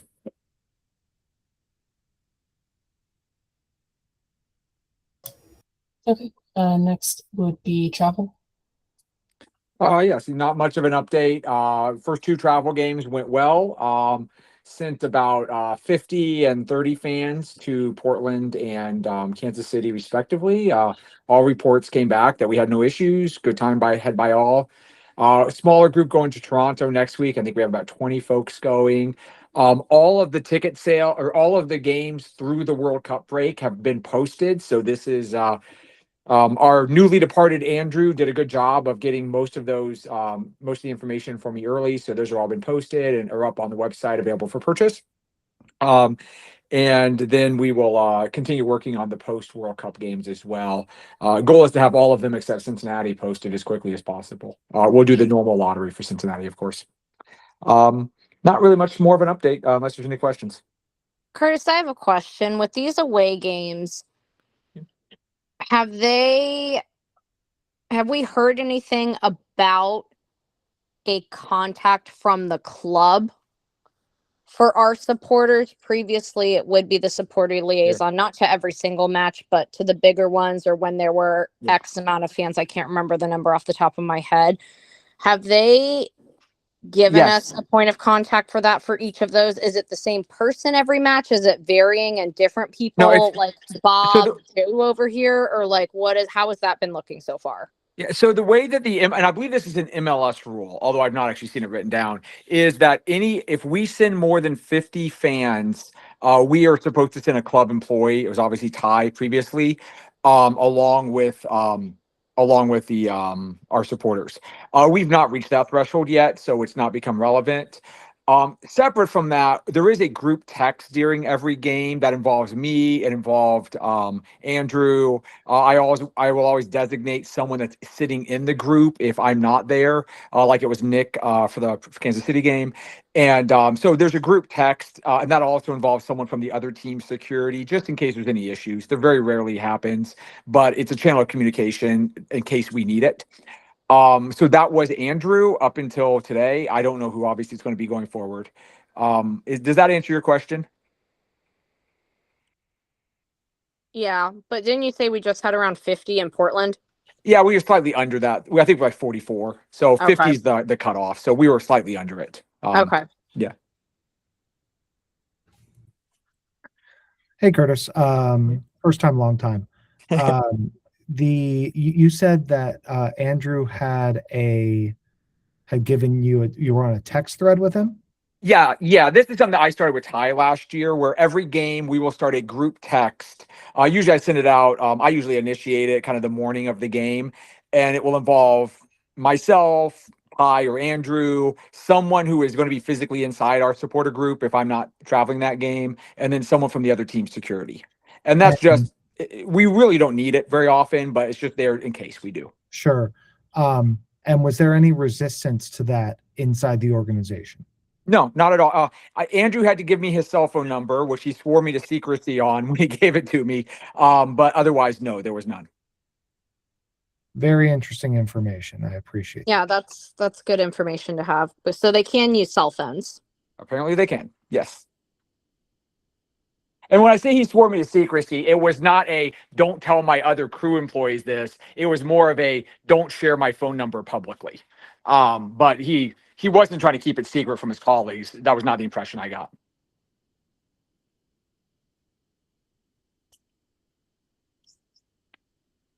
By the way, quick sidebar on that. They've used the cell phones too. Andrew called me during tailgate this past Saturday.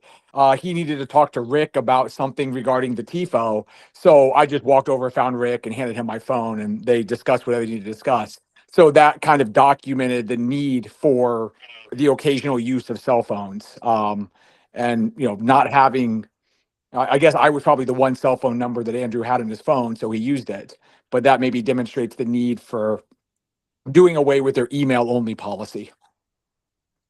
That's a good point to counter that. But if in the future something like that where we aren't given a designated person's cell phone to contact during game day, if they were to call you, if that ever came up again and you have that text they're going, I would tell them no, because if we can't contact them during game day, they can't contact us. They know where to find Rick and people. So if they need to do it, they can get off their asses and come out to the tailgate. That's just my 2 cents on that one. Everyone can disagree with me, but I think that actually really enrages me that they have that audacity to do that. That's just me personally. Adding on to that, for this last match, I had to physically leave the drum stand in order to get waters delivered, which is not any way that anything should be.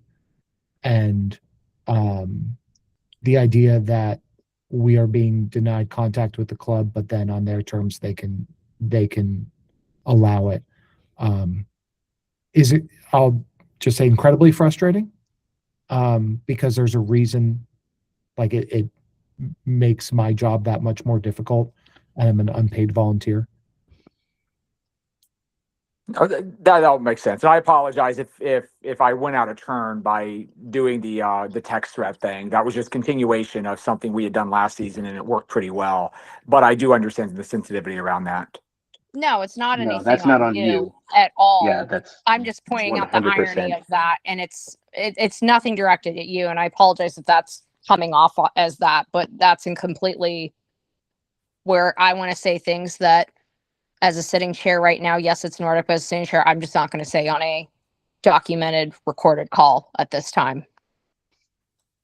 I think the other interesting thing is them not giving us a game day presence just on this. At that rookie first year season ticket member orientation thing that they had, they harped on the fact that they are available to season ticket members until noon on game day. And then after that, we are allowed to text them at the cell phone numbers that they provide us in the emails that they send us.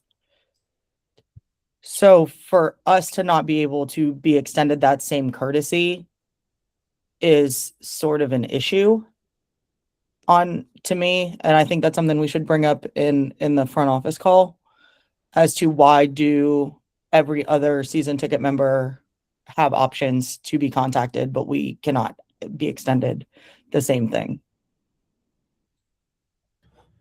I think this goes back to something Colin put earlier, which is that we are viewed as a security matter, not as customers, and not as people who are contributing anything to, what we do, right? And we've seen this in several points in contacts with the front office that we are paying customers. We are the organization is a significant season ticket holder to the organization, and we are frequently viewed as I'll say it this way, a security risk rather than partners who add to the experience of coming into the stadium.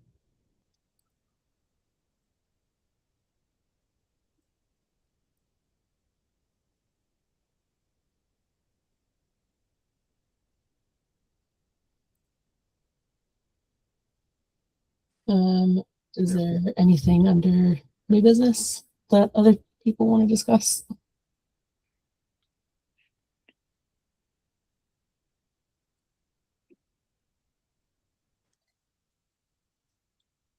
Okay. Don't all jump at once, everyone. Is there anything for open forum?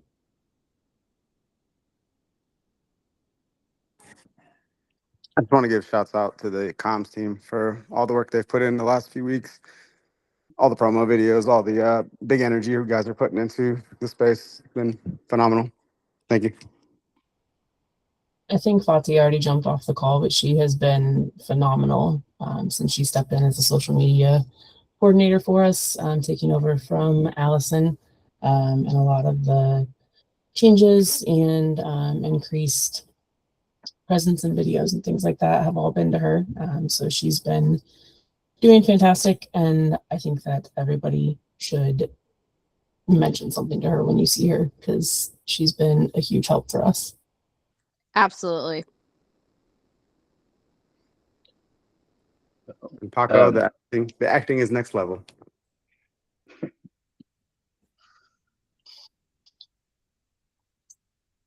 Okay. Well, So, if there's no, nothing else. couple things. Okay. One, I just want to call out specifically in the new business, there was a thing for the supporter summit that we did not discuss. I don't know whose thing that was, but want to make sure it doesn't get ignored. And then want to talk about the process of approving new supporter groups while we're all on a call together.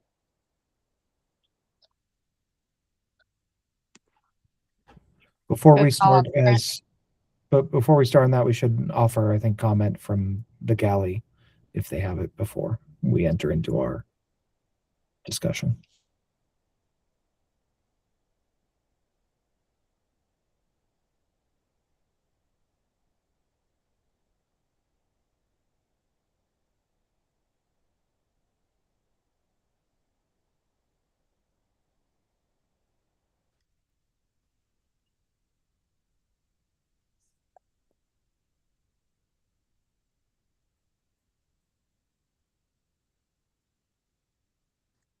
All right, hearing none.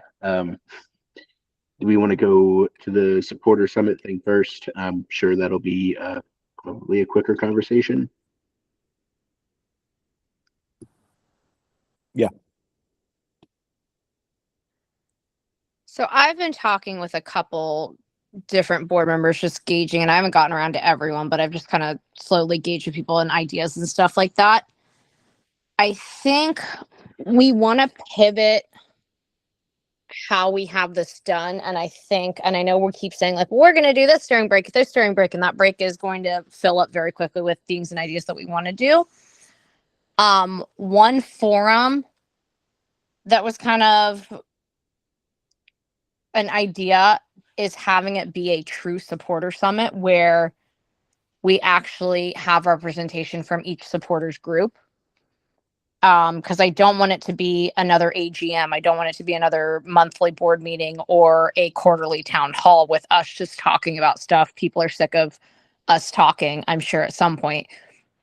But I want this to be a presentation and something with the supporters. Hey, this is the supporters group. This is what we do. You can find us kind of here in the tailgate lot. This is kind of the charities that are close to our heart, this and that, blah, blah, blah. This is something we want to accomplish this year. And this is how we need help from the Nordecke greater community to do. Presenting ideas, different takes, things like that. I think it would be important to make the supporter summit an actual supporter summit with the supporters helping lead it and being a part of that. And coming up with that forum, I think would be really important to give those groups that featured showcase and voices that they may not always have time to do during the week when we have these meetings or the AGM or the quarterly or things like that.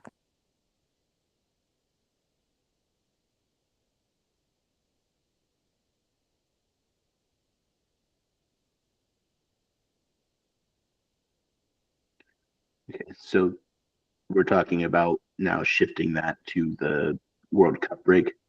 Did I understand that right? I think so, just with the amount of time to plan and finding a space to do it at and have it. Just because I don't want to rush in and just, like I said, I don't want it to be us going up and talking like another AGM or thing like that. I want it to be something different, but also that involves the supporters. And I think for us to do it correctly, we should put the appropriate time and energy into it. And we'd mentioned before bringing up bylaws. If we have all the supporters represented there, we can take time to touch on certain things with bylaws, not make it an entire bylaws thing, but actually getting those groups that are diehard, that matter, the people that do care, setting up a date and time and a big enough venue where we can have all those groups and people represented. We can find a space that has food and drinks and things like that, parking, and do this thing right and put the time into getting it together rather than just checking it off a list and being like, well, the FO didn't do it. We did a supporter summit. You know what I mean? Like if we're going to do something like that under that kind of forum and thing, I think our members and our groups deserve us to put the time and energy to putting that together and doing it right. And I think that'll take time by doing it towards the end of that, even if it's the very beginning and it's towards the end right after Pride and everything like that. But doing it sometime beginning of June.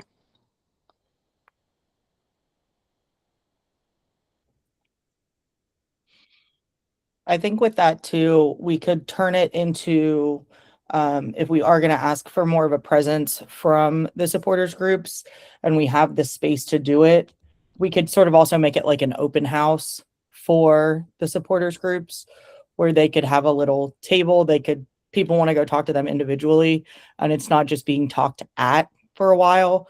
If you just wanted to come and sort of walk around, and then we could have a formal sit down afterwards, or in the beginning, whatever, just have a formal sit down and then have the ability for people to kind of get up and ask questions and learn more. If there is an organization or a group that they want to talk to more people, or they don't know people in that organization, or they've never seen you before, it does give them a little bit more opportunity for us to sort of highlight and for everybody to be represented in sort of the same space, instead of it just being, like Courtney said, another meeting where we are talking at people for an hour or 2 hours.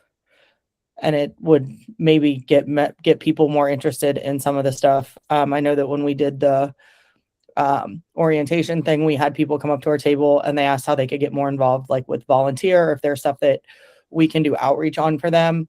So like there are probably high schools and stuff that, there may be a parent who has a question and they want to learn more about volunteer work, but it's not necessarily something that fits like in community's wheelhouse.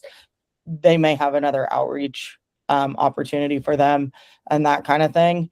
So I think it could be beneficial to have it where we can have the time and energy to devote 3 or 4 hours to it maybe, and make it, more of an event and less of a, here you go, here's all this information, okay, get out, bye.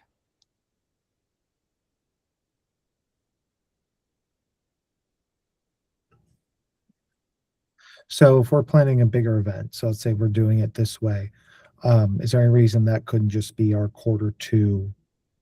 effectively our quarter 2 social, if we're trying to make it a bigger event and talk to Seventh Son?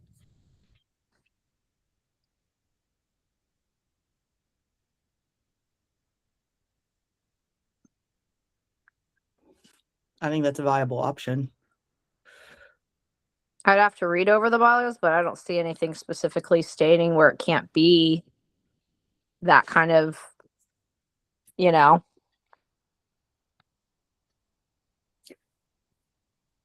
no, I think it's just there has to be an opportunity to have kind of like that quarterly meeting so we can structure it however we deem appropriate, was what I interpret from looking over the bylaws. I think the only concern I have about it with June is just going to be like not just our bandwidth, right? but the bandwidth of our supporters groups, like we need to be sure that we can get people to turn out for this. And if it is in the middle of World Cup season, is that going to be more challenging, both on space side and on turnout side, when we anticipate people are going to be all over the place? Well, and I'm open to shifting it too if we find it like July before we come back is a better viable option. That's fine too. I just think at some point like that, we talk to the supporters groups. One, would they buy into this? Two, what would be their ideal timing for that? See what we can get to collaborate most of them for something like this, and then figuring out that time with that.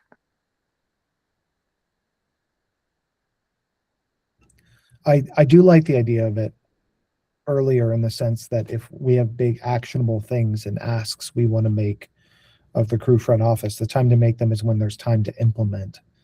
And so the closer we get to returning, the less likely we're going to be able to turn those things into fruition. Yeah, I think with the June and July, June, July, and August, you kind of get into people taking vacations in the summer and everything. So my 2 cents would be try to schedule maybe late April, sometime in May, before really the vacation season hits, and we can try to get as many people there as possible. And then again, to your point, Norm, to be able to come up, if there are actionable items, to come up with it and present it, and kind of go from there to give those items chance to take root and take hold.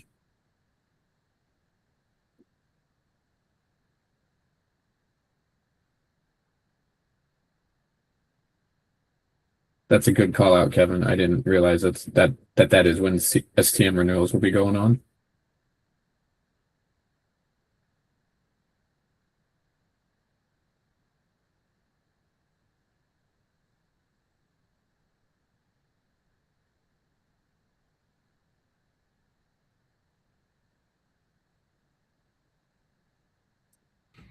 And considering this is going to be a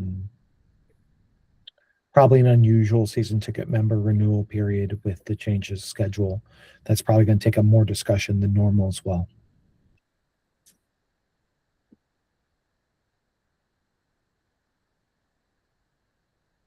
I can draft I can draft a poll and drop it in Slack, and just keeping with the theme of Thursdays, with our meetings being on Thursday and stuff, come up with Thursday dates that would be available in May or June. And we can come up with a couple of them, and then can present them to Seventh Son and see if their upper room is available for it, since that would be a larger space than the downstairs room we usually use. I was thinking we might go, because that was one space we were talking. LTA had presented the cave. Okay. That could be a space where we could do that, because they have a bar, they have food, they have indoor soccer spaces where if people had to bring kids, they can run around and play and do that and get that energy out. I know Joey's supposed to reach out to them and was gonna pick a day where we could get a few of us to go and do a walkthrough. I know we were working with them with that could be eventually a potential watch party location as well. So that might be something, if there's availability and something, we look at that and do that as a summit. Plus, it's centrally located, so people really can't complain too much of going to one side of town versus the other. Just a thought with that one to keep in mind if we want to do something like that. Okay. Yeah, we can definitely work with that. Yeah, I'm open to anything. I also think if we can have it on a Saturday, turnout would be better, because it's going to be hard to get people, especially if you want to do it April, May. You run into prom season, graduation, and everything else that is just going to take up people's time. And it's hard enough to get people out to town halls as it is when we have them during the week.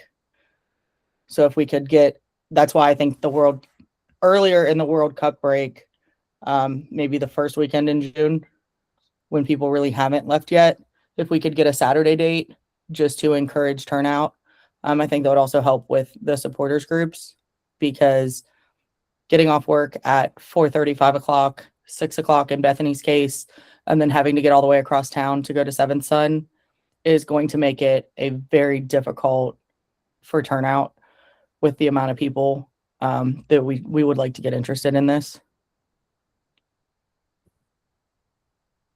Okay.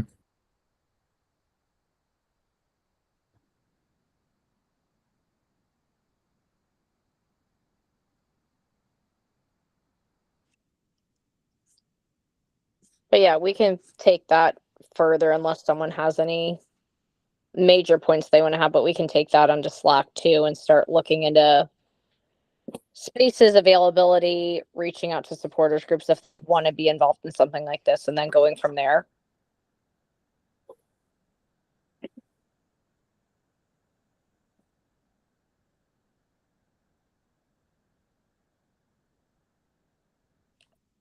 Speak now or forever hold your tongue till we go to the next subject.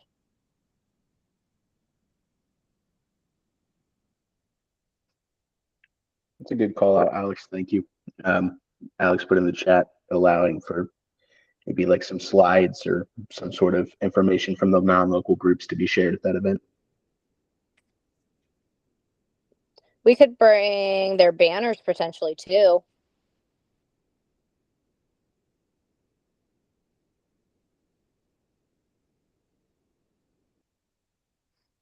All right. If that's it for that topic,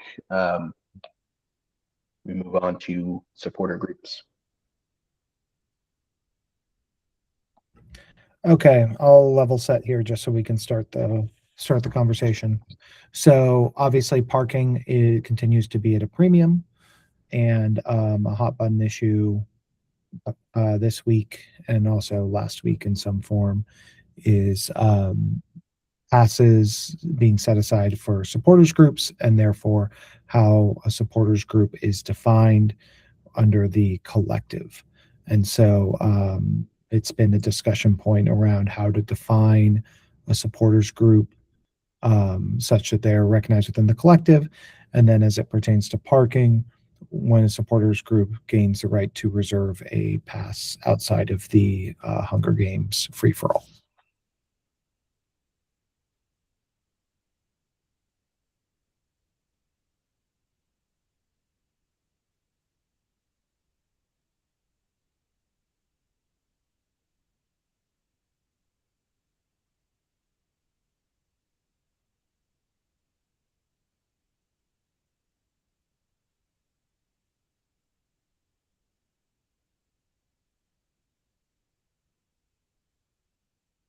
Bueller. Any comments from the non-board representation on the call? My first question is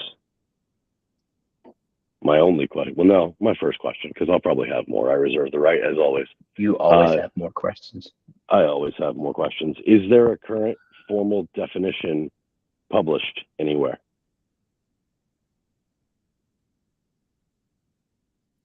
It's a great question. I'm actually pulling the bylaws up right now to see if it is defined in there. I don't think there's a truly formal definition. But, because if not, yeah, you and I are aligned here, Brent. If there's not a formal definition of a supporters group, then any group of pals that shows up on Saturday to cheer for Columbus soccer team, who is a definite group of pals, is a supporters group.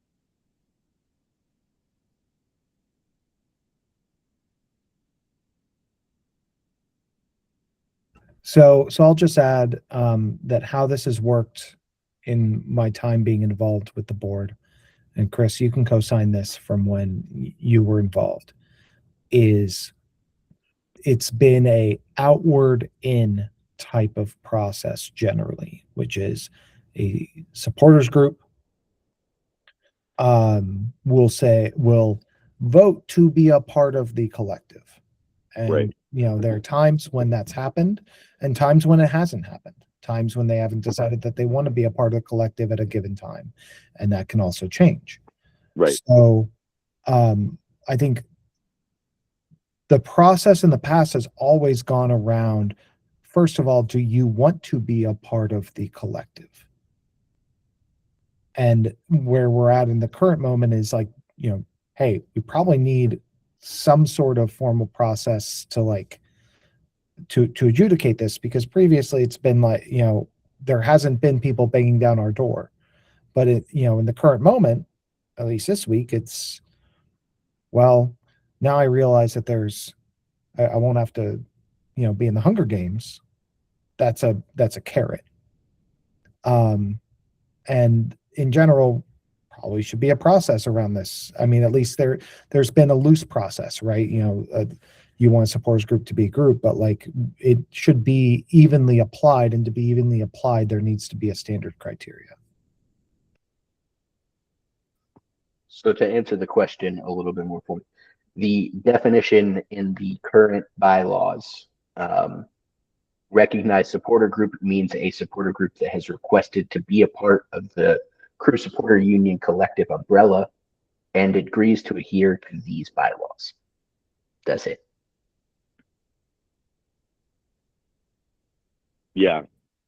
And that's kind of my point, is that by that standard, any group of pals that shows up to cheer for a Columbus soccer team could be defined as a supporters group.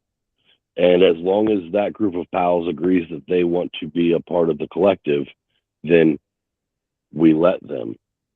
The board lets them. Old habits. And Norm's exactly right. It's an outward in process. There was a time in my life where I tried to make that definition of a supporters group a little bit more stringent, but I have since seen the error of my ways, because everybody from Crew Supporters Union to HSH to Timbers Army to whoever started out as a group of pals who showed up to watch soccer together. And so I think we have to leave it up to those groups. If they're, yeah. I just want to real quick read Alex's comment into the record, that there should be a probably low membership minimum. I just can't start the Alex Club to get parking pass perk. I 100% agree with Alex, that there needs to be some sort of framework that prevents the gaming of the system.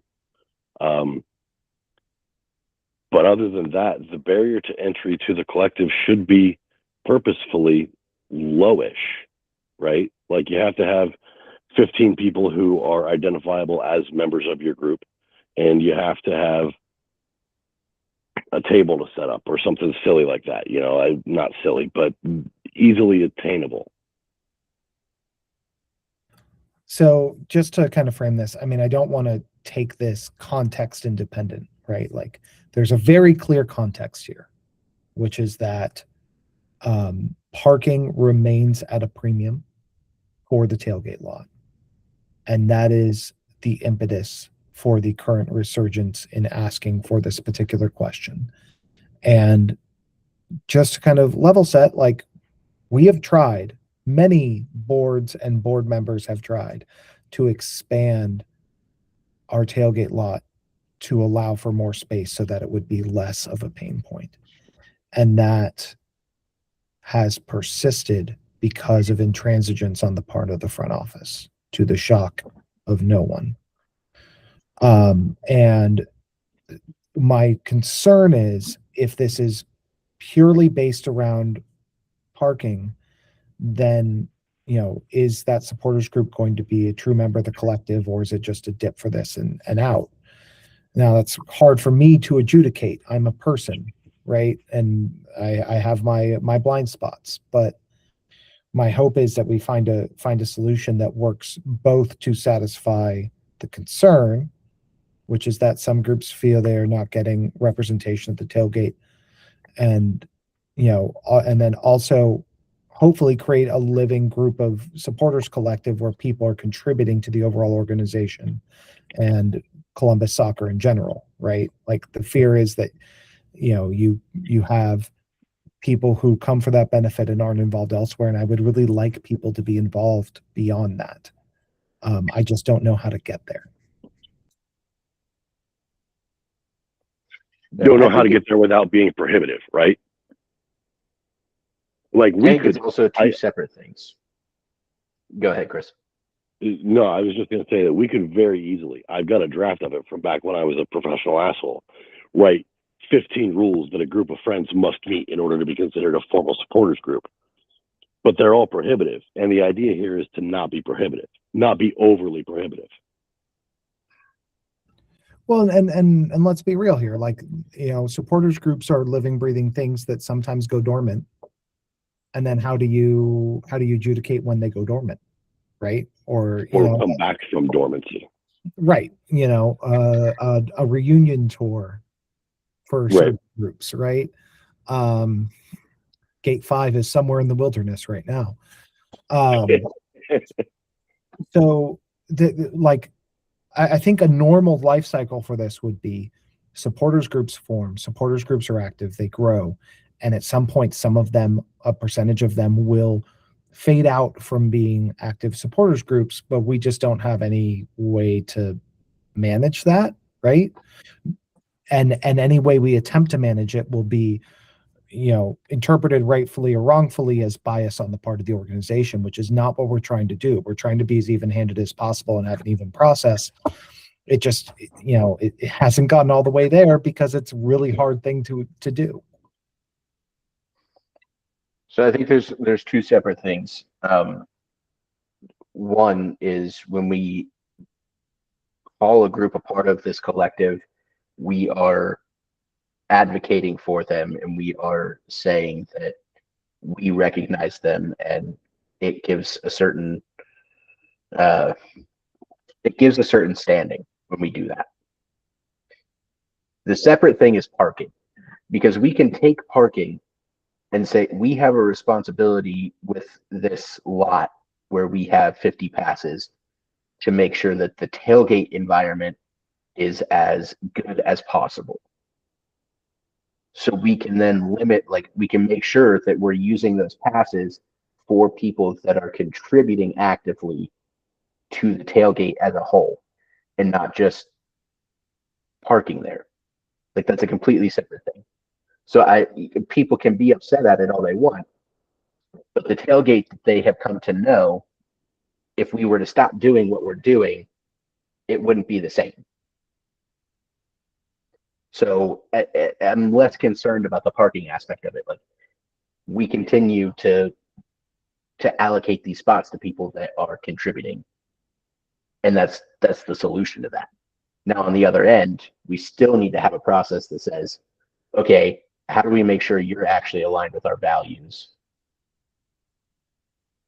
You want to have this group be recognized by us. We have to make sure that you're abiding by our values, and that this is going to be a fruitful partnership for both of us. Separate issues to me. I agree with that, Brent. I think there are two separate issues because, as Chris has stated, and as you guys read in the bylaws, it's a group of friends coming together to support your local soccer club. That's a supporters group, whether they have an affiliated name or not. And I'm sure, given them time, they can come up with one that an inside joke or whatever that can make them a supporters group. I think, as you said, kind of a separate thing is the parking. What would qualify, or what would the quote unquote standards be to be recognized by the collective? And do you have to be a supporters group for a period of time before you get a parking spot? Because I know 9-6 Mafia formed the beginning of last year and we didn't get a parking spot until towards the end of the season, which is fine. I'm not mad about that at all. But I think the game day people looking at that, recognizing, seeing what we were doing, that people, you know, we were in the Hunger Games getting spots and we were providing a tailgate thing. We have food, we have drinks, different things like that. So I think that at least to be recognized, or at least not even just be recognized, you can be recognized by the collective, but you're talking about two different things. Okay, well, I'm going to form a supporters group. Cool. If you want the perks of it where you're, okay, I want to be under the collective, you get the perks after being around for so much. doing volunteer things. And it's not that I want to be not recognize them and doing things like that, but there needs to kind of be a thing with that. We could sell out 50 spots with all these people learning that loophole. And that's not the purpose of this. So I think, like you said, that's two separate things, but I think there need to be definitive things of, okay, well, you want to be recognized by the collective. Here's your name. Here's this. And then after so much time or doing something like that, okay, here's the perk of a parking pass.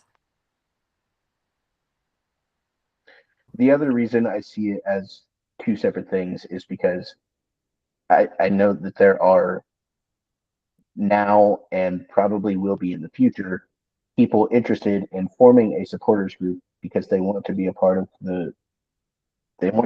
that environment, and they have a group of friends that they like have their own unique thing with, so they want to form a group, but they're doing it not to get that parking pass. Like, that's not the reason they're doing it. So while yes, it might be kind of the impetus for why this conversation has come up like in the last day or two, that's not the only reason that this is something that needs fleshed out. No, Sorry, Emily, I didn't mean to cut you off. No, you're fine. I just think that like also, like the bylaws are it's an evolving document. And I don't think that when that part of the bylaws were created, that this might have been something that was thought about as being an issue. So at the time, like Norman had said, we were welcoming all groups and wanting everyone to be as involved. But now that there is, a benefit to that, it's a different conversation. And I think that just because the bylaws say what they do, and it's kind of a low threshold to meet, that doesn't mean that can't be like, we do have to have some boundaries and some requirements that go along with that benefit. My opinion.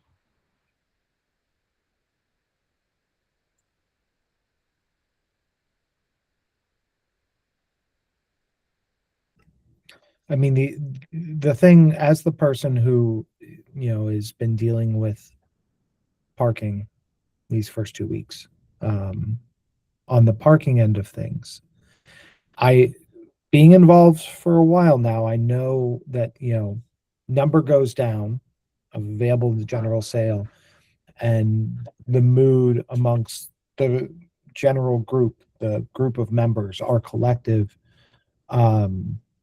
changes, right? So like, we formalize this, we bring in people, that number will go down, and then we'll have to deal with this on a different level. And I think the fear is that you have people who have not grouped as supporters groups, but do feel as if are a part of our tailgates, right? Not all of our tailgates are run by supporters groups, and then feel that the opportunity to be involved in that decreases as the number of spots that reserved grows.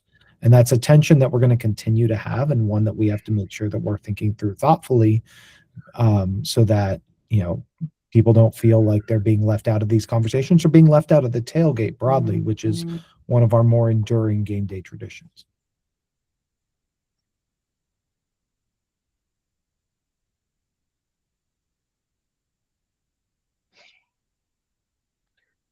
Yeah. So if somebody's sitting on lottery money, let us know and we'll work on buying the triangle.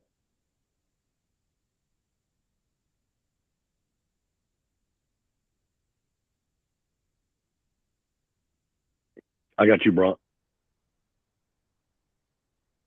I knew it. I knew you had hit the lotto.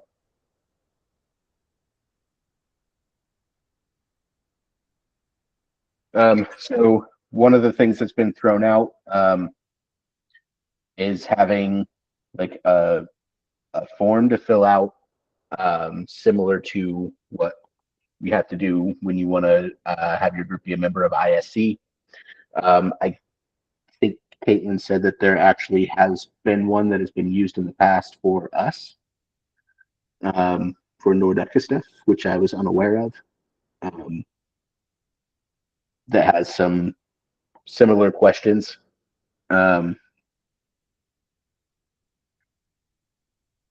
Asking about how to join and You know, what are the primary activities of your supporter group? What do you feel makes you a supporter group? That kind of thing. I think that's a pretty common thing for umbrella organizations like us to do, to onboard new members into that umbrella.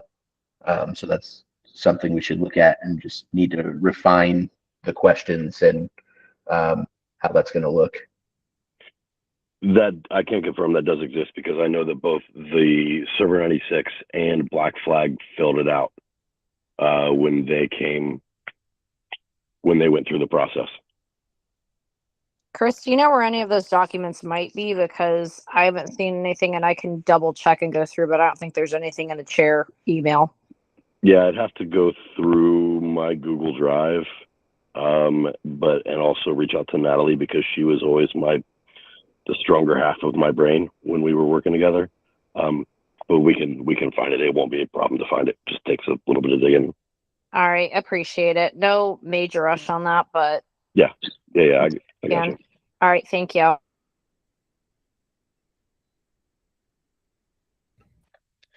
And along the no major rush part, I mean, I think the schedule is such that we have these 2 games up front and then a little bit of a break. So I think the hope would be that we figure some of this out in the intervening time, or at least try to make it less of a pain point. At least that I hope it's less of a pain point.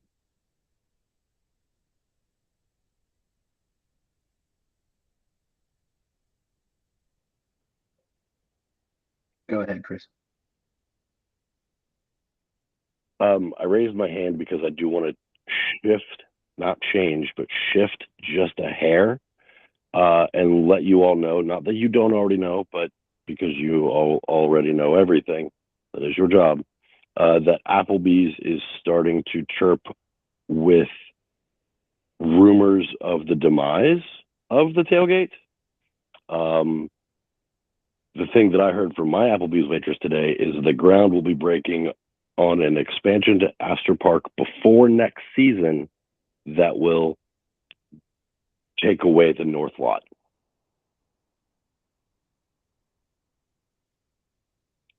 So just something else to consider as you all, God, I'm sorry, I keep saying we as though I have anything at all to do anymore. As you all continue both discussions with the public and with the front office.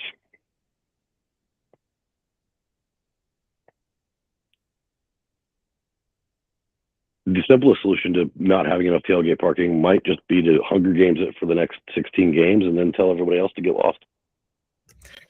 I'm fully joking, by the way, for those of you that don't know me. We have considered it. We really did say 1 tailgate, 50 passes, no beer partner, no SGs, no nothing. Just here you go. Let me know how it works out. You know, Courtney, that's not a horrible idea. I know that we're both got our tongues firmly in our cheeks, but we did a few we called it choose your own adventure tailgates. The Wednesday night ones? Yeah, that were not horrible busts. That's not a horrible idea. And it's, again, if I can be the asshole here, which is why you guys keep me around, right? Right? That's why. It does 2 things. 1, it shows what a tailgate looks like without any organization. 2, it shows what value the Nordecke board brings by providing all this organization, not to mention providing food and beer and entertainment and a kid's corner and all that other stuff. But it also allows people, it entices people to add to it and contribute rather than just consume. Kind of like letting a kid touch the hot stove. So, I mean, there's a really, I mean, it's a little more work for me, but a really fair way to do this, Chris. We make a list of names and then I just flip the coin. You know, the internet has random number generators you could use. And also dynamic pricing for parking. That's far more digital for me. I prefer the analog solution. So we're just going to break out the coin, and we're going to figure out if Chris Lamacchia gets a pass each week by flipping the coin.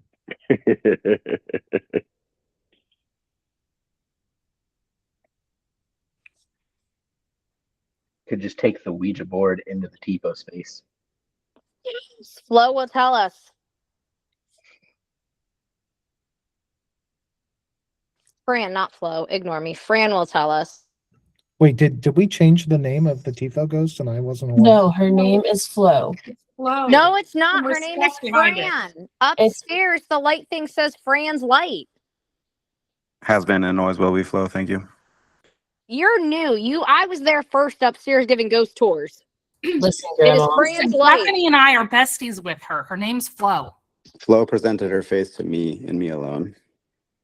Y'all, speaking of upstairs, drop some news for everybody else on the call.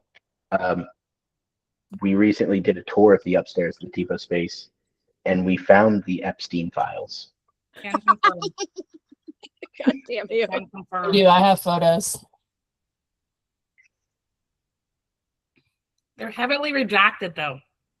They are very heavily redacted. Oh, good God. Okay. So we haven't found a solution to what defies a supporter group. More or less that we've kind of figured out that it's more or less of two questions and where we go forward with all these people that now want to be supporters groups and finding that form and going loosely off that and being like, great, you're recognized. But deciding if and when supporters groups that decide to pop up get the perks of the very limited North lot and going from there. Unless anyone else, did I miss anything on that part of the discussion? I'm just adding in the record. How has no one made an Applebee's waitress supporters group yet? The waitresses of Applebee's. The wait staff of Applebee's. Oh my God, that'd be an amazing supporters group. See? Only if they offer 2 for $20.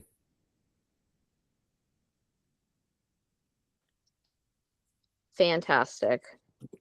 All right. Any other points that people want to do? We've been on this, dear God, almost 2 hours and 40 some minutes once we all got on and figured things out because technology's not our friend.